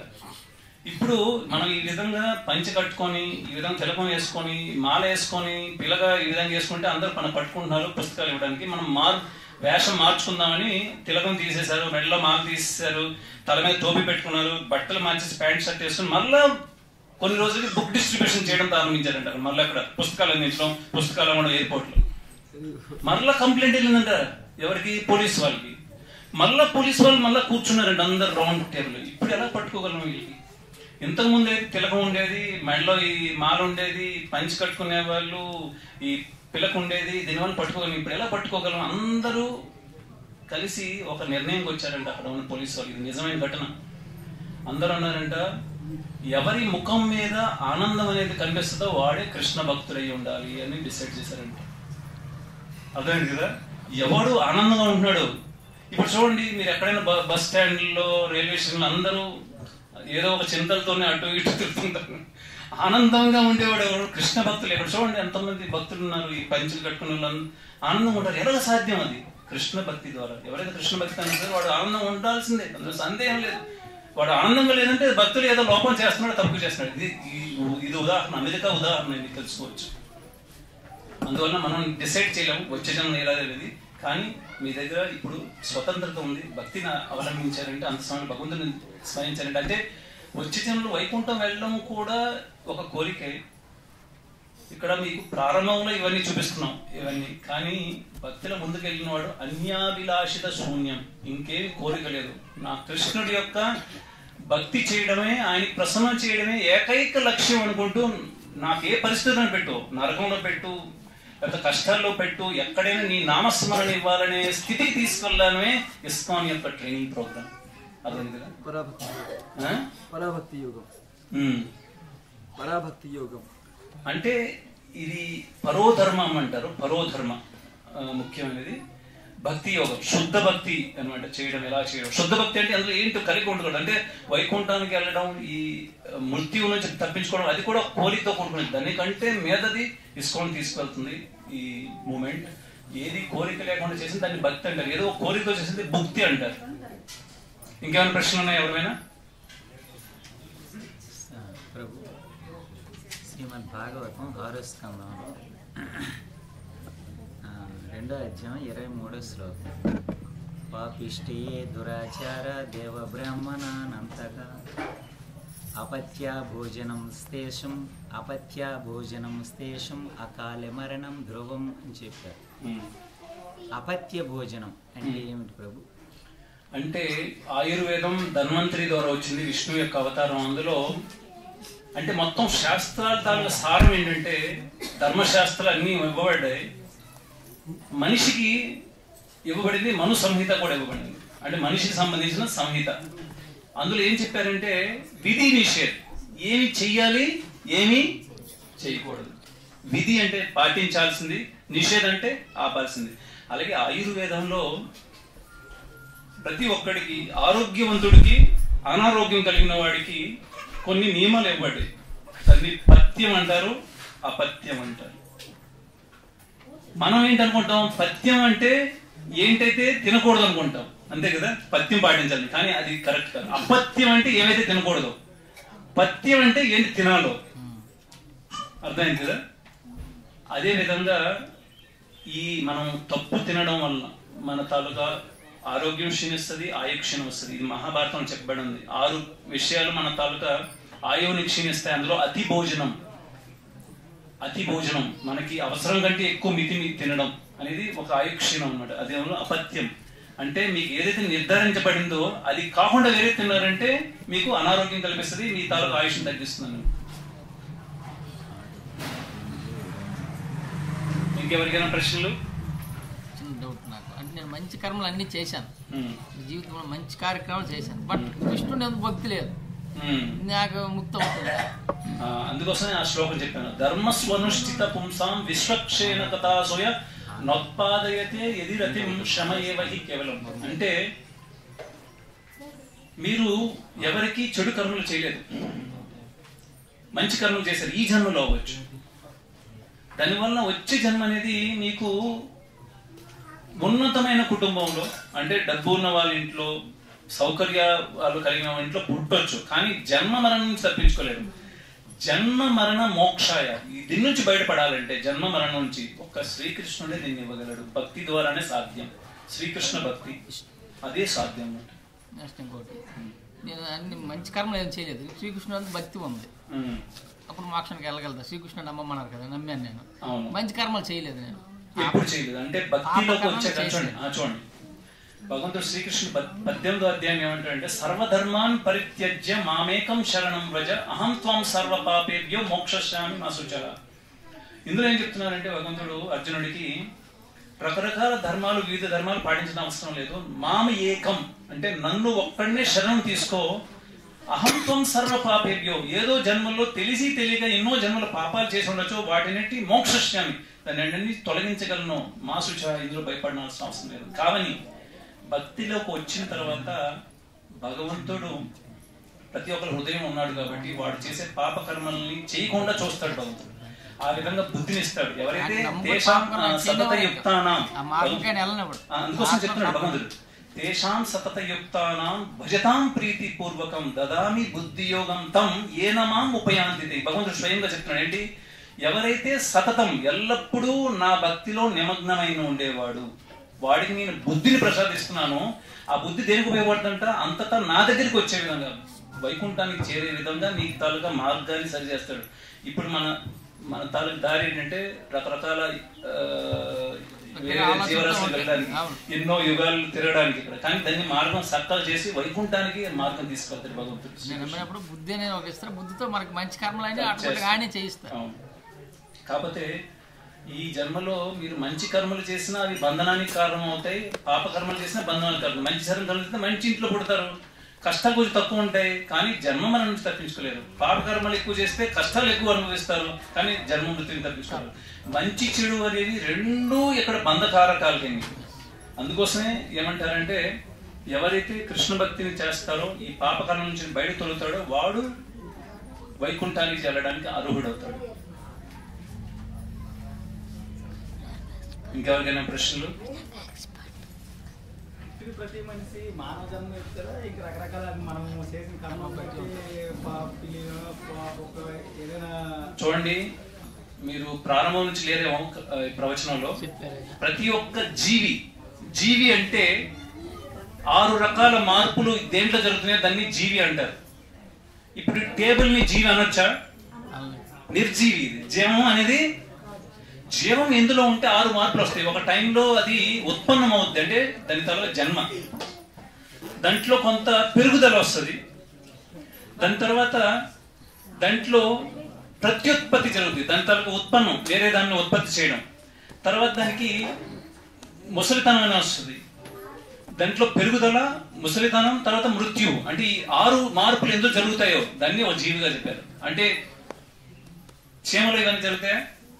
ఒక టైంలో పుడుతుంది, పెరుగుతుంది, దాని సంతానోత్పన్నం చేస్తుంది, ముసలిదవుద్ది, మరణిస్తుంది. జీవన ప్రతి రాశిలో కూడా ఈ 6 ఖచ్చితంగా గడ్డి గడ్డి వృక్షం అన్ని జీవులే. అంటే అందులో ఆత్మ అనేది ఉంది.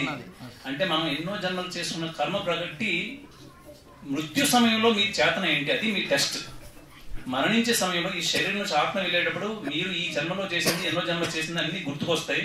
ఆ సమయంలో ఏది ధ్యానం చేస్తే దాని ప్రకారం వచ్చి జన్మ ఇవ్వబడుతుందని భగవంతుడు తెలియజేస్తున్నాడు. ఒకవేళ మీరు కృష్ణ భక్తిని ఎక్కువ చేశారంటే విష్ణు భక్తి, అంత సమయంలో విష్ణువు గుర్తుకొచ్చి మీకు వైకుంఠాన్ని తీసుకెళ్తారు. అందుకోసం అంత సమయంలో మీ దగ్గరికి వచ్చేవాళ్ళు ఎవరు, నా దగ్గరికి వచ్చేవాళ్ళు ఎవరు, యమదూతలు రావాలి, లేకపోతే విష్ణు దూతలు రావాలి, లేకపోతే దేవదూతలు రావాలి, వాళ్ళు తీసుకెళ్తారు అక్కడికి.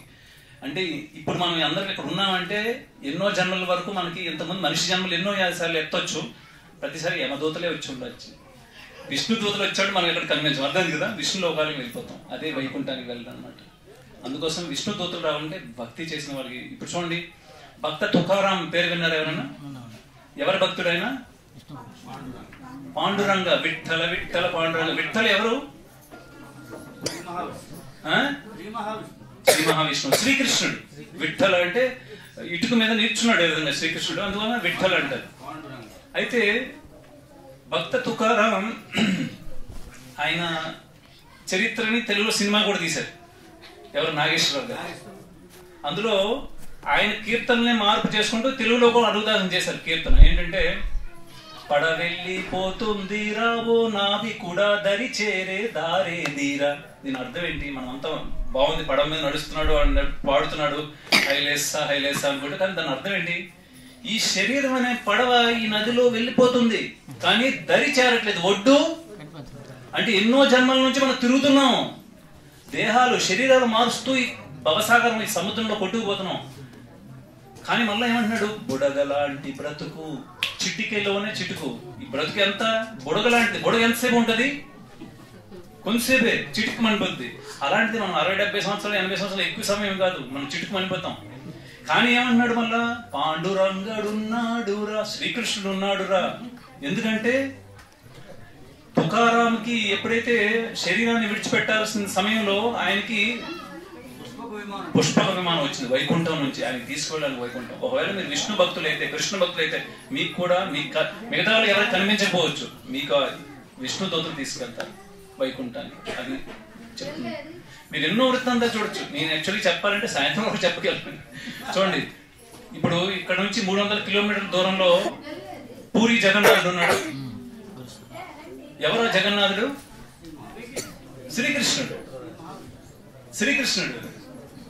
ఎందుకంటే జగన్నాథుడితో పాటు ఇంకెవరున్నారు? ఇద్దరున్నారా? బలరాముడు ఉన్నాడు, బలదేవుడు. సుభద్ర ఉంది, అంటే శ్రీకృష్ణుడు. ఆయనకి జగన్నాథుడు అన్నారు. అంటే ఈ మొత్తం జగత్తుకి నాథుడు. ప్రతి సంవత్సరం అక్కడ ఇది రథయాత్ర జరుగుతుంది కదా, మరి రథం లాగడానికి కోట్ల కొద్ది ప్రశ్న వెళ్తారు అక్కడికి. ప్రతిసారి తొక్కిసలాట జరుగుతుంది. ఎందుకు ఎంతమంది వెళ్తారు అక్కడికి రథం లాగడానికి? ఏమని చెప్పారు? శాస్త్రం ఏం చెప్తుంది? ఎవరైతే జీవితంలో ఒక్కసారైనా ఆ రథయాత్రలో పాల్గొని ఆ రథాన్ని లాగుతూ జగన్నాథుడైన శ్రీకృష్ణుడి దర్శనం చేస్తారో వాడి అంత సమయంలో ఏమవుతుందంట? ప్రతి ఒక్కడికి భగవద్గీతలో చెప్పినట్టు చిన్నతనం నుంచి చేసిన ఘటనలన్నీ వాడు కళ్ళు ముందు కనిపిస్తాయంట. ఈ శరీరం నుంచి ఆత్మ వెళ్ళిపోయేటప్పుడు, ప్రాణం విడిచిపోయేటప్పుడు వాడు ఏ దీంట్లో ఎక్కువ కేటాయించాడో దాన్ని బట్టి వాడికి గుర్తుకొస్తుంది. అంత సమయంలో దాన్ని బట్టి వచ్చి జన్మ ఇవ్వబడుతుంది. అయితే ఒకవేళ వాడు జీవనంలో రథం లాగాడంటే, జగన్నాథుడి యొక్క రథం, జగన్నాథ్ దర్శనం చేసుకున్నాడు, కృష్ణుని దర్శనం చేసుకున్నాడు, ఏమవుద్దంట? చిన్నతనం నుంచి చేస్తున్నంత అవుతూ ఏ రోజైతే జగన్నాథుడు దర్శనం చేసుకున్నాడో, రథం లాగాడో, అది వచ్చి కళ్ళు ముందు ఆగిపోద్దంట, ముందుకు వెళ్దంట. అప్పుడు జగన్నాథుడు శ్రీకృష్ణుడు ఆయన తరిమించి ఆయన గుర్తు చేయడం వలన వాడు వైకుంఠ లోకాలకు వెళ్తాడు. అదే కాదు, మీరు చూడండి, కాశీలో విశ్వనాథుడు ఉన్నాడు, అంటే శివుడు ఉన్నాడు.